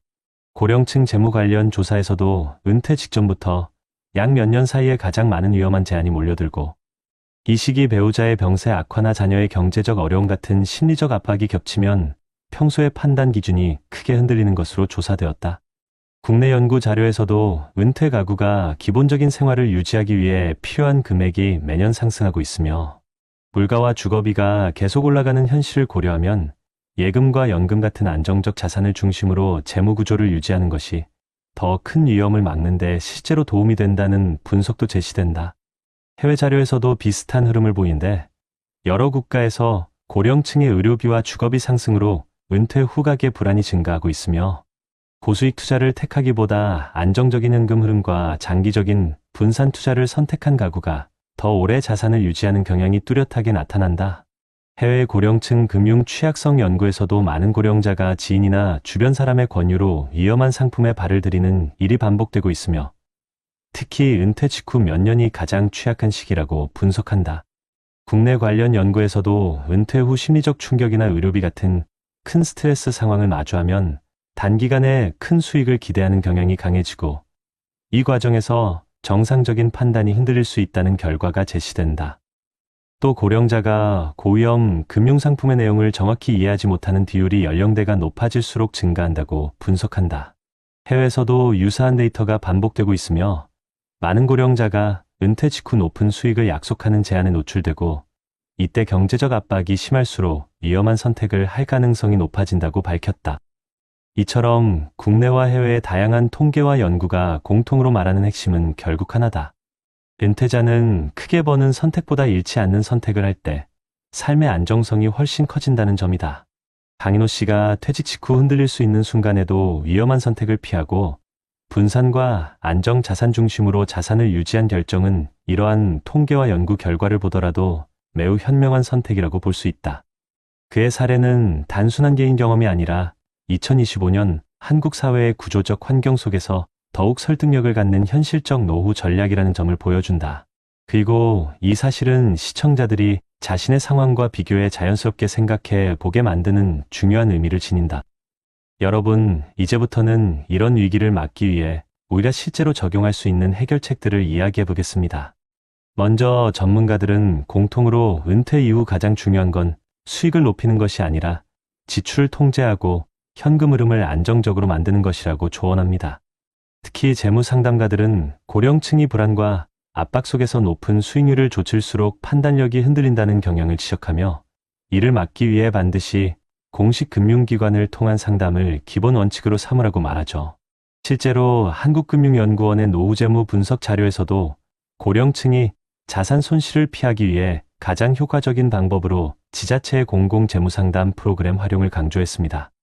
요즘은 대한민국 정부와 각 지자체에서도 고령층의 금융사기를 줄이기 위해 다양한 정책을 운영하고 있습니다. 예를 들어 서울시와 부산시, 경기도는 모두 어르신을 대상으로 하는 고령층 금융안심센터를 운영하고 있는데 이곳에서는 각종 투자 권유가 합법인지 사기 가능성이 있는지 무료로 검토해주고 계약서를 가져오면 위험 요소를 직접 분석해주는 서비스도 제공합니다. 또한 서울 은평구, 광주광역시 북구, 대전 서구 등 일부 지자체에서는 어르신 금융사기 예방, 방문 교육을 운영해 복지관이나 경로당을 직접 방문해 고령층의 실제 피해 사례를 설명하고 사기 패턴을 알려주는 프로그램을 운영하고 있습니다. 보건복지부 역시 저소득 고령층 대상의 긴급복지 지원 제도를 통해 갑작스러운 의료비 부담이 생겼을 때 일정 금액을 최대 수개월간 지원하며 의료비 본인 부담 경감을 위한 재난적 의료비 지원 제도도 시행하고 있어 예기치 않은 치료비가 폭발적으로 증가하는 상황을 막아주고 있습니다. 이런 제도들은 강인호 씨 같은 분들이 위기 순간 위험한 투자로 뛰어들지 않도록 하는 중요한 안전망이 되죠. 전문가들은 또한 고령층이 반드시 공적제도 기반의 소득 구조를 갖출 것을 권고합니다. 국민연금, 기초연금, 퇴직연금, 개인연금 등 여러 소득원을 분산해 예측 가능한 현금 흐름을 만드는 것이 핵심이라는 겁니다. 실제 통계에서도 이런 구조를 가진 가구일수록 충동적 투자나 사기 피해에 노출되는 비율이 크게 낮다는 결과가 나왔습니다. 해외에서도 우리와 비슷한 문제를 해결하기 위해 다양한 제도를 시행하고 있는데요.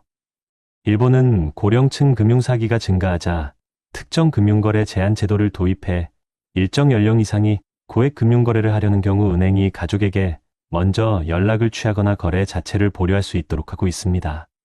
영국은 고령층을 대상으로 모든 투자 상품 권유 전 반드시 쿨링오프 기간을 의무화하여 충동적으로 계약하는 것을 막고 제3자의 검토 시간을 확보하게 했습니다. 미국은 시니어 대상 금융 판매를 감독하는 별도 기관을 설립해 고령층에게 접근하는 투자 권유 전화를 모니터링하고 고위험 상품 권유가 의심되면 즉시 판매 중단 조치를 취할 수 있습니다. 이런 해외 정책들은 공통적으로 위기 상황일수록 판단을 유예시키고 검토할 수 있는 시간과 도움을 제공하는 것이 핵심이라는 점을 보여줍니다. 무엇보다도 중요한 건 우리 스스로가 검증되지 않은 제안은 단 한 번도 예외 없이 의심하는 습관을 갖는 것입니다. 지인 추천, 주변 사람의 성공담, 높은 수익률, 원금 보장이라는 단어가 반복되는 순간 반드시 멈추고 지자체 상담센터나 금융감독원, 은행 PB센터 등 공적기관의 검토를 요청해야 합니다. 그리고 은퇴 후 불안한 감정 속에서 결정을 내리지 않도록 스스로의 생활비 레벨을 정확히 계산하고 지출을 적정 수준에서 유지하는 것이 가장 큰 규칙이라고 전문가들은 강조합니다. 여러분, 아끼는 것보다 더 중요한 건 지키는 습관입니다. 나이 들수록 돈은 도구가 아니라 안전망이 되고, 안전망은 한번 무너지면 다시 세우기 어렵습니다. 그래서 지금부터라도 위험한 제한 앞에서는 반드시 멈추어 보시고, 제도와 전문가의 도움을 통해 여러분의 노후를 스스로 보호하시길 바랍니다. 같은 세월을 살아왔지만 서로 다른 길을 걸은 두 사람의 이야기. 한 사람은 순간의 절박함과 외로움 속에서 손을 내민 위험한 선택 때문에 모든 것을 잃었고, 다른 한 사람은 같은 나이, 같은 불안, 같은 현실 속에서도 끝까지 자신을 지키며 조용하고 단단한 노후를 맞이했습니다. 우리는 모두 그 두 갈래 길 사이를 하루에도 몇 번씩 지나고 있는지도 모릅니다. 여러분, 살아보니 어떻습니까? 힘든 순간은 예고 없이 찾아오고, 도움의 손길처럼 보이는 것들은 때로는 오히려 가진 마지막 희망을 송두리째 흔들어갑니다. 병든 배우자를 돌보는 마음, 자식에게 짐되고 싶지 않은 마음, 그러다 보니 한 번만 믿어보라는 말에 마음이 움직일 때가 있죠.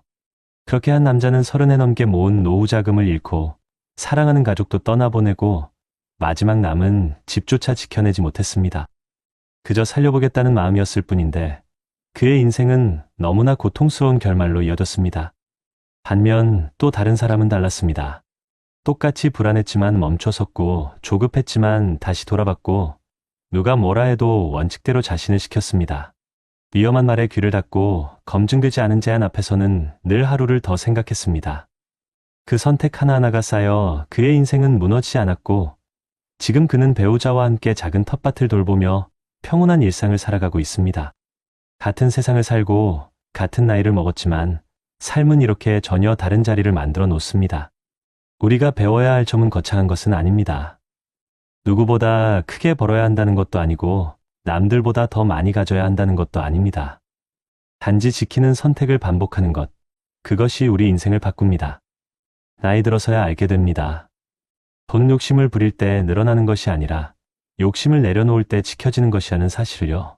그리고 노후라는 시간은 수익이 인생을 구해주는 것이 아니라 안전히 인생을 살려주는 시간이라는 것도요.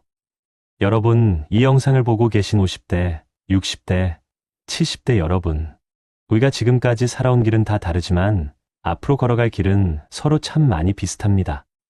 몸이 예전 같지 않고 자식들은 각자의 삶으로 바빠지고 병원비나 생활비는 점점 올라가고 그렇기 때문에 더더욱 우리는 나를 지키는 선택을 해야 합니다. 위험한 말 앞에서는 멈추고 혼자 결정하지 말고 검증하고 확인하고 시간을 들여야 합니다. 혹시 지금 마음이 불안하신가요? 혹시 누군가 지금 아니면 기회 없다고 말하나요? 그 순간 기억하세요. 우리의 마지막 노후는 한 번의 착각으로 무너질 수 있고 한 번의 멈춤으로 지켜질 수도 있습니다. 오늘의 두 이야기가 여러분께 작은 울림이 되었으면 좋겠습니다. 우리는 모두 누군가의 부모였고 누군가의 자식이었으며 누군가의 사랑이었습니다. 그러니 남은 삶만큼은 불안보다 평안이, 조급함보다 안전이, 남들보다 나 자신이 더 중요해졌으면 합니다. 여러분의 노후가 무너지지 않기를, 여러분의 평생이 마지막까지 따뜻하기를, 여러분의 내일이 오늘보다 조금 더 편안하기를 진심으로 응원하며 이 영상을 마칩니다. 고맙습니다. 여러분, 요즘 문득 이런 생각 드신 적 없나요? 내가 괜히 아프면 누가 날 챙겨줄까? 얼마 전 전북에서 70대 한 어르신이 심한 통증을 참고 버티다 결국 응급실로 실려갔다는 소식이 있었습니다. 검사비가 부담돼 며칠만 참아보겠다는 그 마음. 우리 부모님, 그리고 지금의 우리 마음과 다르지 않습니다. 나이 들수록 몸은 예전 같지 않고 병원비, 생활비가 한꺼번에 겹치면 불안이 더 크게 다가옵니다. 혹시 나도 준비가 부족한 건 아닐까? 이미 많은 60대, 70대 분들이 같은 고민을 하고 있다고 합니다. 오늘 영상 끝까지 보지 않으면 여러분도 놓칠 수 있습니다. 여러분의 미래를 지켜줄 중요한 이야기니까요. 여러분, 혹시 이런 생각해 보신 적 있으신가요? 나이 들수록 아픈 것보다 더 무서운 건 나를 챙겨줄 사람이 점점 없어지는 거다. 이 말은 몇 년 전 부산의 한 72세 어르신이 남긴 실제 인터뷰에서 나온 문장입니다. 건강이 무너지고 형편이 기울어도 도와달라고 말할 곳이 없다는 현실. 이것이 지금 대한민국 노인들이 가장 두려워하는 순간입니다. 오늘은 실제 사건들을 바탕으로 재구성한 한 노인의 감동 실화. 그 첫 번째 이야기를 들려드리겠습니다. 경기도 의왕 오래된 다가구 단지. 지은 지 30년은 넘은 듯한 외벽엔 페인트가 벗겨져 있고 철계단은 밤새 눅눅한 겨울 공기를 머금은 채 서 있다. 이 새벽 73세 박준호 씨는 또다시 잠에서 깨었다. 눈을 뜬 시간이 아니라 통증이 깨운 시간이었다. 허리 아래쪽으로 찌릿하게 번져오는 통증. 과거 공장에서 40년 넘게 일하며 생긴 부상이 다시 도지는 것이다. 그는 한숨을 삼킨다. 오늘은 좀 덜 아프려나 아니면 또 하루를 버텨야 하나. 전기요금이 밀려 전기장판은 이미 3개월째 못 켜고 있다. 난방도 최소만 돌리다 보니 새벽방 안은 유난히 싸늘하다. 주방으로 비틀비틀 걸어가 냉장고를 열었다. 속엔 물 한 통, 지난주 경로식당에서 받은 김치 몇 줄기. 박 씨는 혼잣말로 중얼거렸다. 그래도 어제 남긴 밥이 있으니 다행이지. 하지만 밥은 이미 굳어 있었고 데워 먹을 전자레인지도 고장난 지 반년이 넘었다. 그는 차가운 밥 한 숟가락을 천천히 씹었다. 이가 시큰거려도 배는 먹는 걸 원했다. 탁 의자에 앉아 휴대폰을 켰다. 혹시나 아들한테 문자라도 왔을까 싶어서였다. 하지만 화면엔 아무 알림도 없었다. 5개월 전 아버지 잘 계시죠? 딱 그 한 줄이 마지막이었다. 박 씨는 오른쪽 무릎을 주물렀다. 몇 년 전 의사가 말했던 문장이 머릿속을 스친다. 지금이라도 수술 받으셔야 합니다. 오래 끌면 더 위험해요. 하지만 수술비는 감당할 수 없는 금액이었다. 병원비가 무서워 진통제로만 버티는 날들이 이어졌다. 그는 거울을 바라보며 중얼거렸다. 내가 왜 이렇게 됐을까? 평생 사람 부양하며 살았는데 이제는 누구한테도 말 못하는 처지가 됐네. 그 말 속엔 통증보다 더 아픈 자존심과 외로움이 배어 있었다. 아파트 문을 열기 전 박 씨는 현관에 붙여둔 한 장의 종이를 바라봤다. 독거 어르신 무료 진료 신청 안내. 경기도 노인 의료 지원 사업. 작년 박 씨가 복지관 상담사에게 소개받은 안내문이다. 조건만 되면 무료로 검진을 받을 수 있다는데 그는 아직 신청하지 않았다. 왜냐면 나 같은 사람이 뭘 더 바랄 수 있어. 이 마음이 더 컸기 때문이다. 하지만 오늘따라 그 안내문이 유난히 눈에 들어왔다. 새벽 6시 박 씨는 조용히 양말을 신고 밖을 나섰다. 계단을 내려올 때마다 무릎에서 소리가 났지만 발걸음은 어딘가 향하고 있었다. 그는 작은 목소리로 말했다. 오늘은 한번 가볼까? 병원까지는 못 가도 복지관이라도. 박준호 씨의 노년은 그렇게 아주 작은 용기 하나로 다시 움직이기 시작했다. 박준호 씨는 골목 어귀에 선 채 복지관 간판을 바라보았다. 하얀 이슬이 맺힌 새벽 공기 속 복지관 현관문만 밝게 불이 켜져 있었다. 여기 들어가면 그래도 조금은 나아지겠지?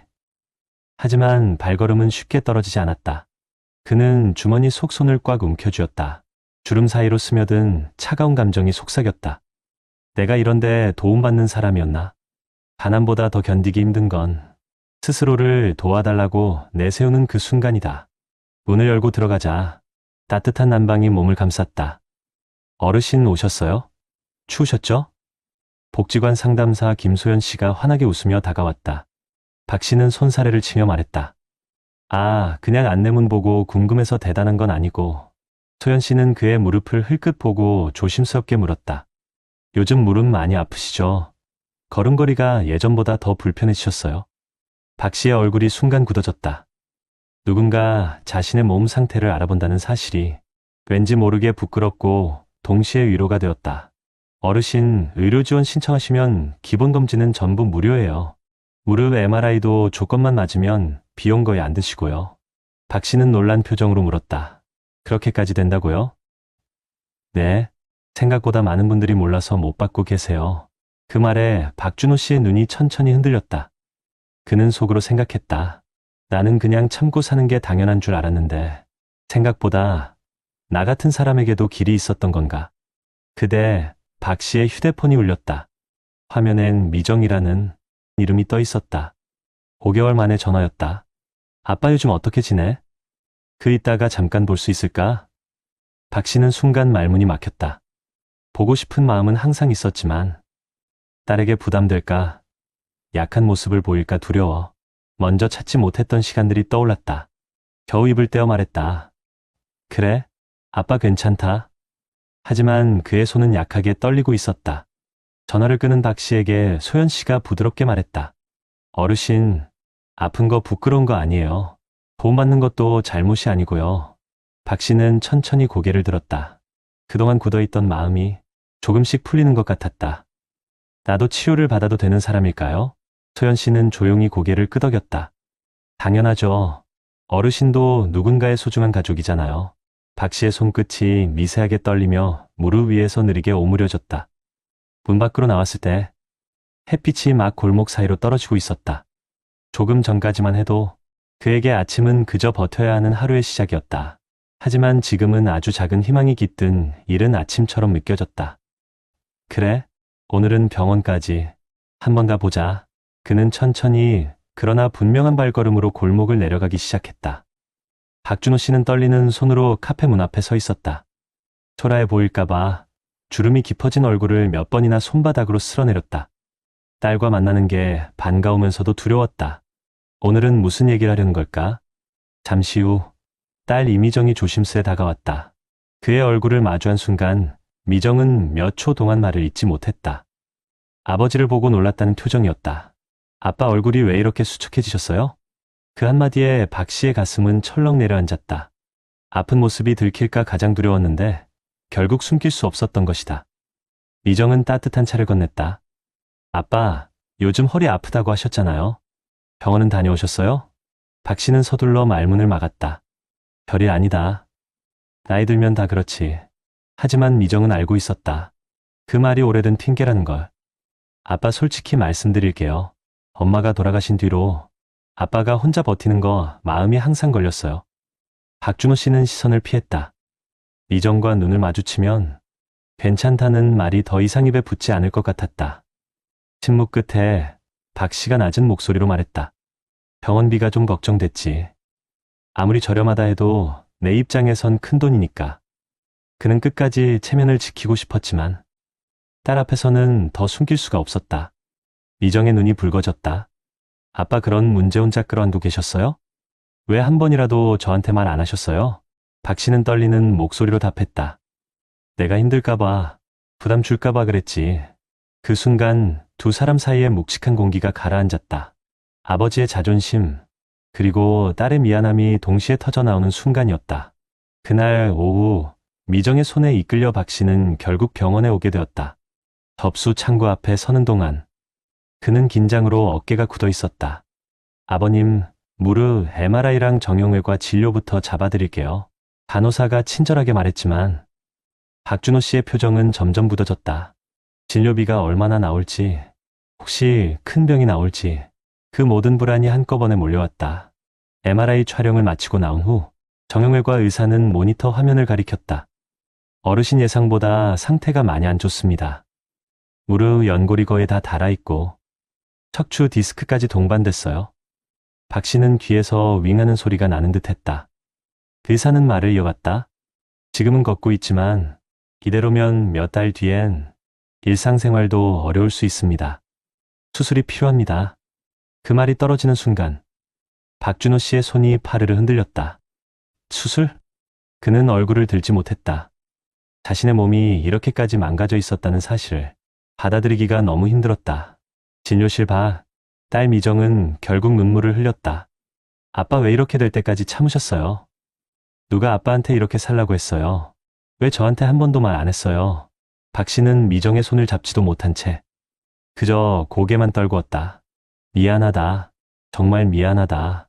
그 말 뒤에 담긴 의미는 평생 가족을 위해 살아온 아버지의 마음, 그리고 혼자 맞은 노년의 쓸쓸함이었다. 진료비 견적서를 들고 복도에 서 있는 박 씨는 표정이 굳어 있었다. 20만 원이 조금 넘는 금액, 수술비까지 포함하면 앞으로 더 많이 들 터였다. 미정이 조용히 말한다. 아빠, 제가 다 처리할게요. 걱정하지 마세요. 그러자 박 씨는 단호하게 고개를 저었다. 안 된다. 나는 내 짐이 되고 싶지 않다. 이 말은 가난보다 더 두려운 단어였다. 짐.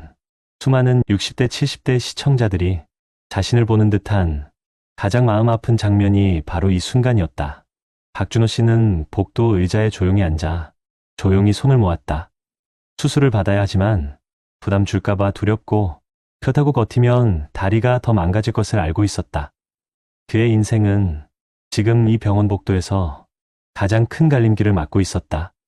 병원에서 돌아온 박준호 씨는 낡은 전등 아래 조용히 앉아 있었다. 견적서 한 장이 테이블 위에 놓여 있었고 그 종이만 바라보는 그의 눈빛엔 섞인 감정들이 덩어리처럼 쌓여 있었다. 수술을 받으면 3개월은 꼼짝 못할 텐데 누가 나를 도와줄까? 그리고 그 옆에서 딸 미정은 조용히 아버지를 바라봤다. 그의 어깨가 얼마나 작은지, 얼마나 무거운 삶을 버텨왔는지 오늘만큼은 선명하게 보였다. 아빠, 조심스러운 부름에 박 씨가 고개를 들었다. 저 어릴 때 아빠가 저를 업고 병원 다니던 거 기억나요? 박 씨의 눈썹이 살짝 떨렸다. 그때 아빠는 저한테 단 한 번도 내가 짐이다라고 말한 적 없었어요. 근데 왜 아빠는 혼자 이렇게 버티고 계셨어요? 그 말은 시간을 거슬러 박 씨의 가슴 깊은 곳을 찔렀다. 평생 가족을 위해 살아온 아버지. 그 아버지가 늙어 홀로 참아낸 시간. 그 사이에 말하지 못한 마음들이 미정의 목소리로 흘러나왔다. 박 씨는 긴 침묵 끝에 조용히 입을 열었다. 그래, 나도 이제는 좀 누구한테 기대봐도 되겠지. 미정은 눈물을 훔쳤다. 아버지가 처음으로 자신에게 의지하겠다는 말을 한 순간이었다. 아빠, 우리 같이 해요. 수술 받으세요. 제가 옆에 있을게요. 그제야 박 씨는 무너진 듯 고개를 끄덕였다. 그래, 한번 고쳐보자. 며칠 뒤 수술대 앞에 선 박 씨는 두 손을 꼭 모았다. 늘 강한 척하던 그도 두려움 앞에서 솔직해질 수밖에 없었다. 하지만 문이 닫히기 직전 딸이 그의 손을 꼭 잡았다. 아빠, 걱정하지 마세요. 다시 걸을 수 있어요. 다시 아침 산책도 할 수 있어요. 박 씨의 손이 미세하게 떨리며 그녀의 손을 꼭 눌렀다. 오늘만큼은 혼자가 아니었다. 수술은 성공적이었다. 며칠 후 재활병실에서 딸은 아버지의 보조기를 잡아주며 말했다. 아빠, 천천히요. 한 발 또 한 발. 박 씨는 숨을 고르며 걸음을 내딛었다. 무릎이 뻐근했지만 이건 통증이 아니라 회복의 신호였다. 창밖으로 밝은 겨울 햇빛이 들어왔다. 그 빛이 박 씨의 눈에 닿는 순간 그는 속으로 조용히 말했다. 살아야겠다.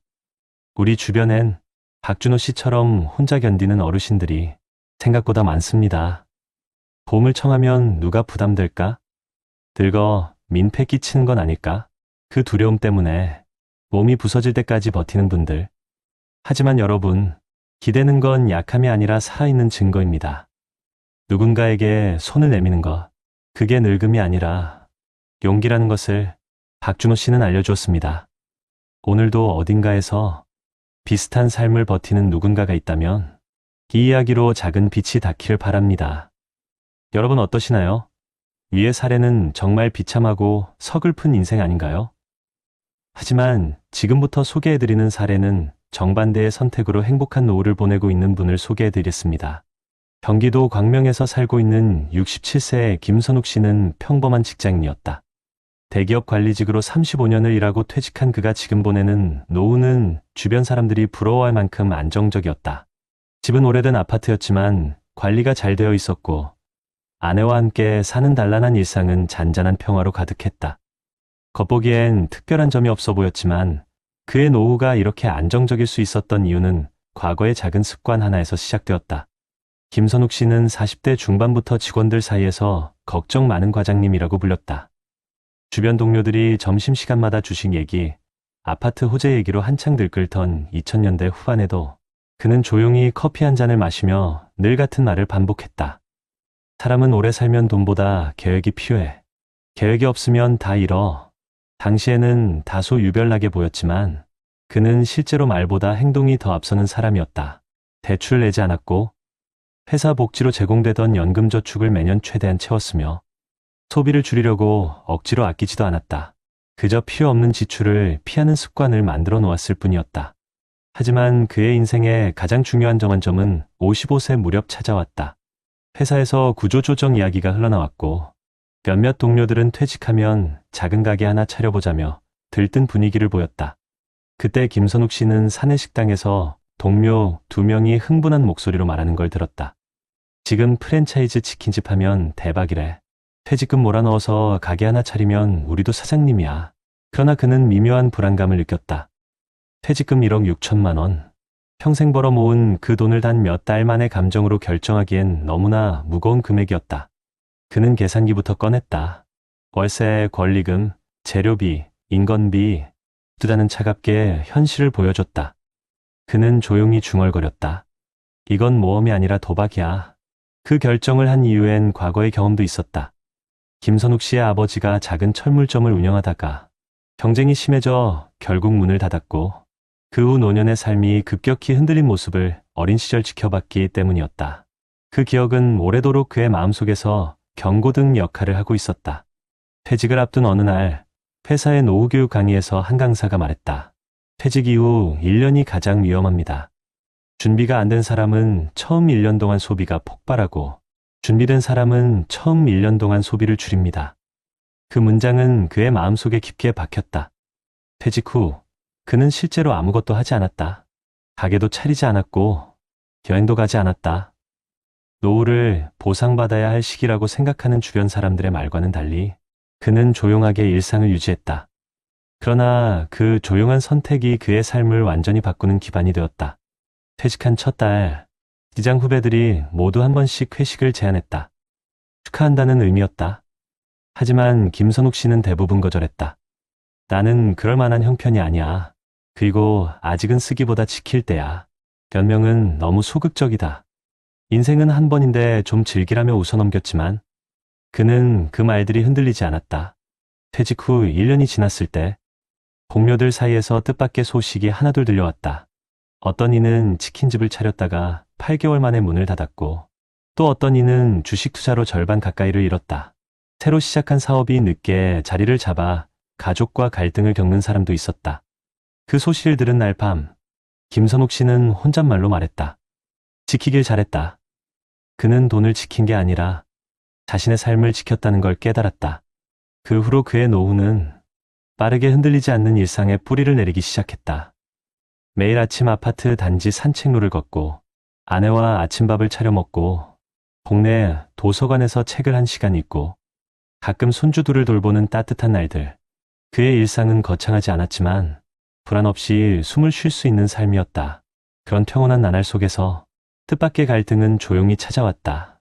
퇴직 3년 차이던 어느 겨울, 김선욱 씨는 갑작스러운 통증으로 새벽에 눈을 떴다. 몇 달 전부터 무릎이 조금씩 아프긴 했지만 그날은 느낌이 달랐다. 움직일 때마다 관절이 덜컥거리는 소리와 함께 날카로운 통증이 번졌다. 그는 잠시 앉아서 숨을 고르며 스스로에게 말했다. 나도 이제 예전 같지 않구나. 아침이 되어 아내에게 조심스럽게 말을 꺼냈다. 여보, 병원 한번 가봐야겠어. 아내는 놀라며 물었다.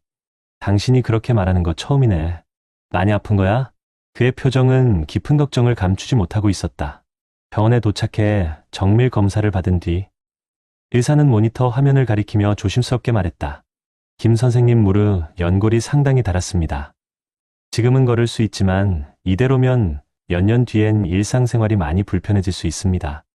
순간 일부 사례의 주인공처럼 모든 게 무너질 수도 있다는 두려움이 스쳐 지나갔다.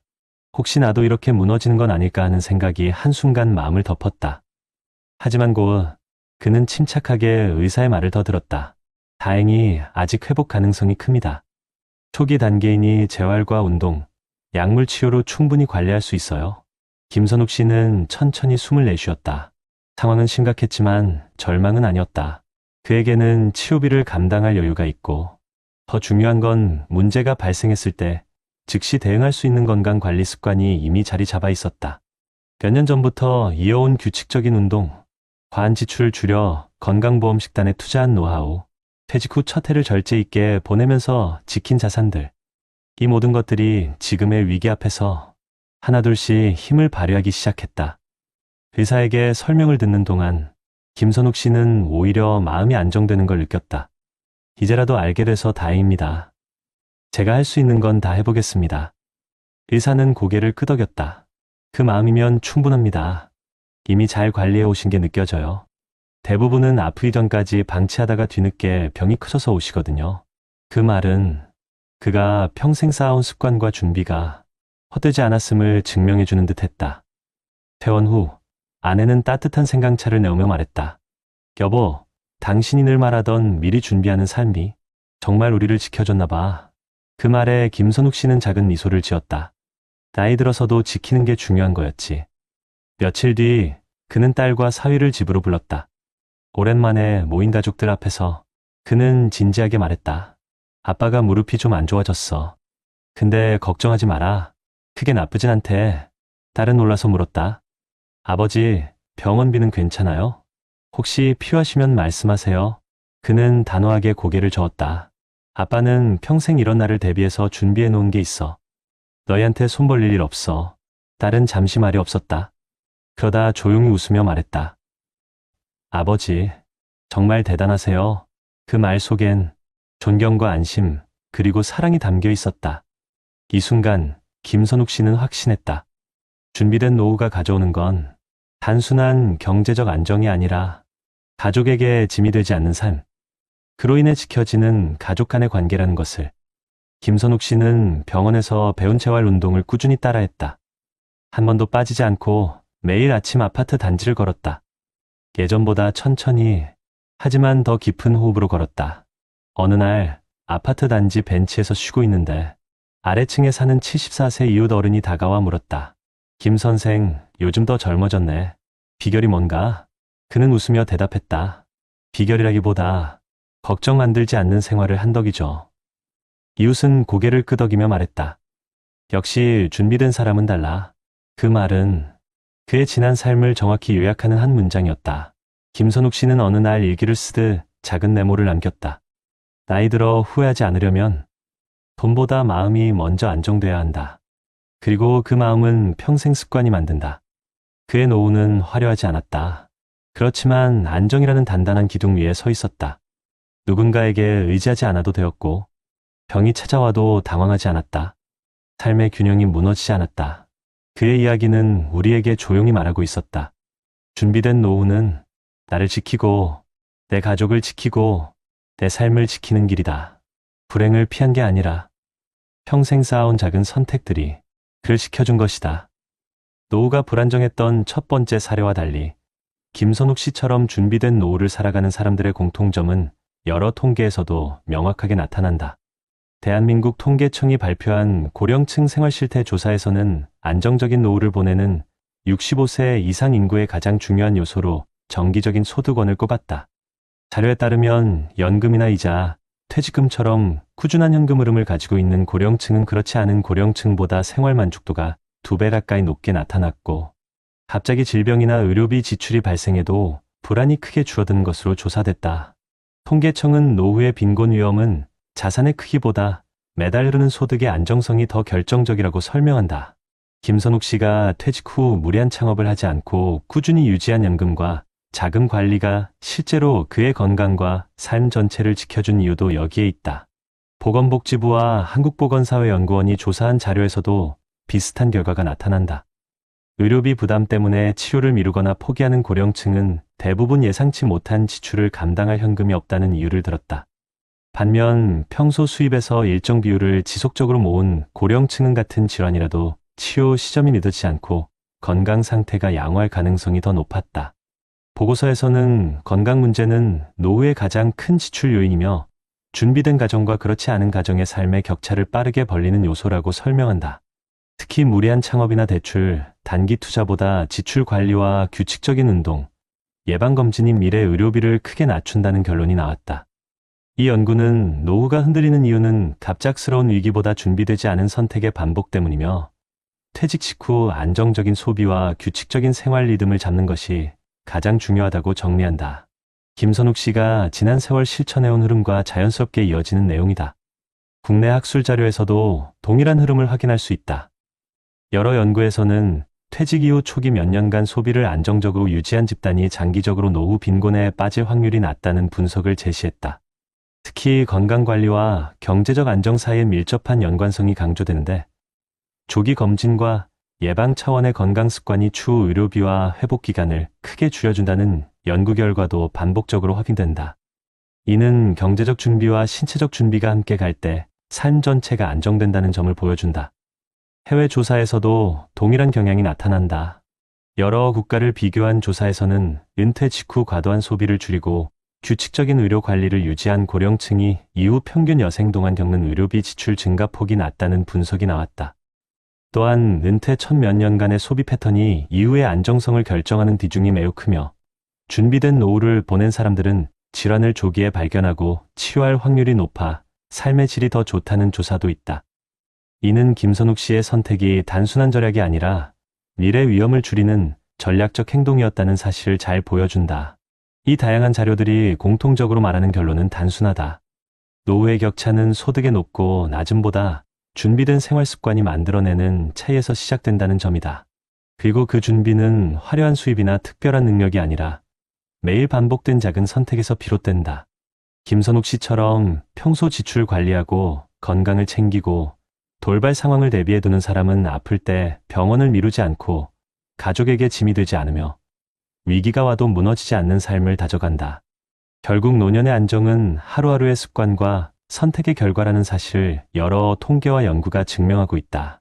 전문가들은 김선욱 씨처럼 안정된 노후를 지키기 위해 가장 중요한 것은 문제가 닥쳤을 때 흔들리지 않는 기초 체력을 마련하는 것이라고 말합니다.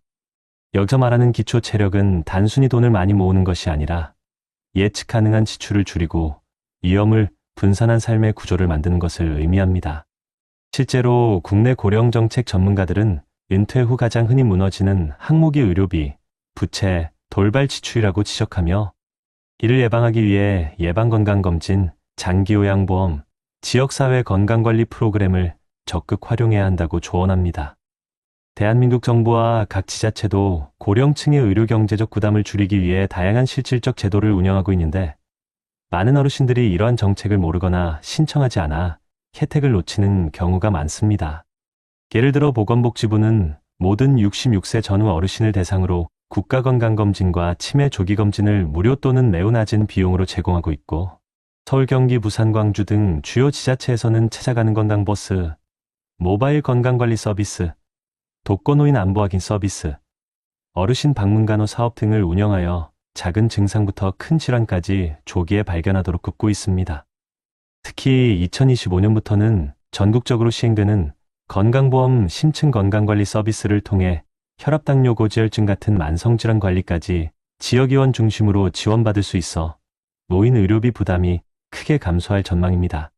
경제적 부분에서는 지자체별로 에너지 바우처, 난방비 지원, 저소득 고령층 생계비와 의료비 긴급 지원 정책이 모두 실제 시행 중이며 경기도와 서울시는 중저소득 고령층을 대상으로 한 고령자 긴급 돌봄비, 의료비 본인 부담 완화 제도 같은 지원책을 통해 갑작스러운 의료비 지출이 발생하더라도 생활이 무너지지 않도록 돕고 있습니다.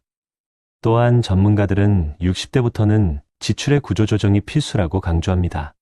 불필요한 소비를 억지로 줄이라는 의미가 아니라 식기통신비 보험료 등 매달 나가는 고정지출 조정에 경제적 여유를 확보하는 것이 장기적으로 가장 큰 안전망이 된다는 조언입니다. 실제로 전국 만 65세 이상 고령층을 대상으로 한 조사는 생활이 안정된 노인의 절반 이상이 지출 구조 조정을 60대 초반에 이미 마친 상태라는 점을 보여줍니다. 여기에 더해 정부는 고령자 근로장려금과 노년 일자리 사업을 통해 60대, 70대가 무리하지 않고도 월 소득을 보완할 수 있도록 돕고 있으며 2025년부터는 다양한 형태의 시간제 단기형 노년 일자리도 확대될 예정입니다. 해외에서도 한국과 비슷한 고령화 문제를 해결하기 위해 다양한 노후 정책을 시행하고 있습니다. 일본은 지방자치단체가 주도하여 지역 포괄 케어 시스템을 확대하고 있는데 이는 거주지 반경 안에서 건강관리 요양 주거 돌봄을 모두 해결하는 구조로 고령층이 아프더라도 지역사회에서 빠르게 도움을 받을 수 있습니다. 독일은 장기요양보험을 통해 가족 부담을 줄이는 데 중점을 두고 있고 실제로 노인이 갑자기 아프거나 거동이 어려워지면 요양간병 방문 도우미 서비스가 보험으로 자동 연계됩니다. 북유럽 국가들은 고령층이 겪는 사회적 고립 문제 해결을 위해 공동식사 프로그램, 노년 커뮤니티 센터, 무료 건강 모임 등을 운영하며 정신, 신체 건강을 함께 관리하고 있습니다.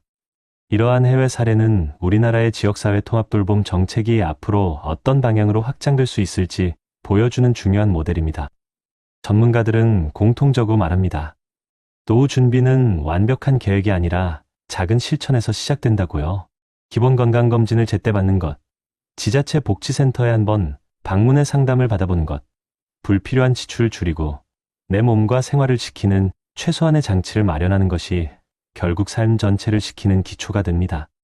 김선욱 씨처럼 평범한 가정에서 안정된 노후를 만든 사람들의 공통점은 거창한 목표가 아니라 반복되는 일상을 관리하는 힘에 있습니다. 여러분 역시 지금부터라도 지자체의 건강복지 지원을 확인해 두고 질병을 미루지 않고 소비를 점검하는 습관을 실천한다면 앞으로 다가올 노년의 삶은 충분히 바뀔 수 있습니다. 한 줄로 오늘 이야기를 마무리해보고 싶습니다. 늦게 핀 꽃도 결국 피어난다는 걸, 나이는 우리 삶의 끝이 아니라 또 한 번의 시작이라는 것. 여러분, 오늘 두 사람의 이야기를 함께 들었습니다. 하나는 아픔을 참다 결국 고립 속에서 무너졌던 어르신의 삶이었고, 다른 하나는 작은 선택을 쌓아가며 노후를 단단하게 지켜낸 김선욱 씨의 이야기였습니다. 두 사람 모두 같은 시대를 살았고, 같은 고생을 했고, 같은 나이에 은퇴했지만, 결과는 너무도 달랐습니다. 한 사람은 괜찮다 스스로를 속이며 혼자 버텼고, 결국 병이 악화될 때까지 주변에 손을 내밀지 못했습니다.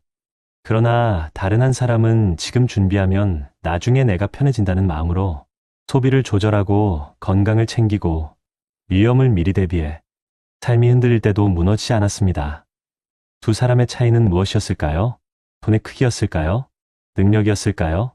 아니었습니다. 그 차이는 평생 쌓아온 작은 습관, 그리고 나를 지키겠다는 조용한 의지였습니다.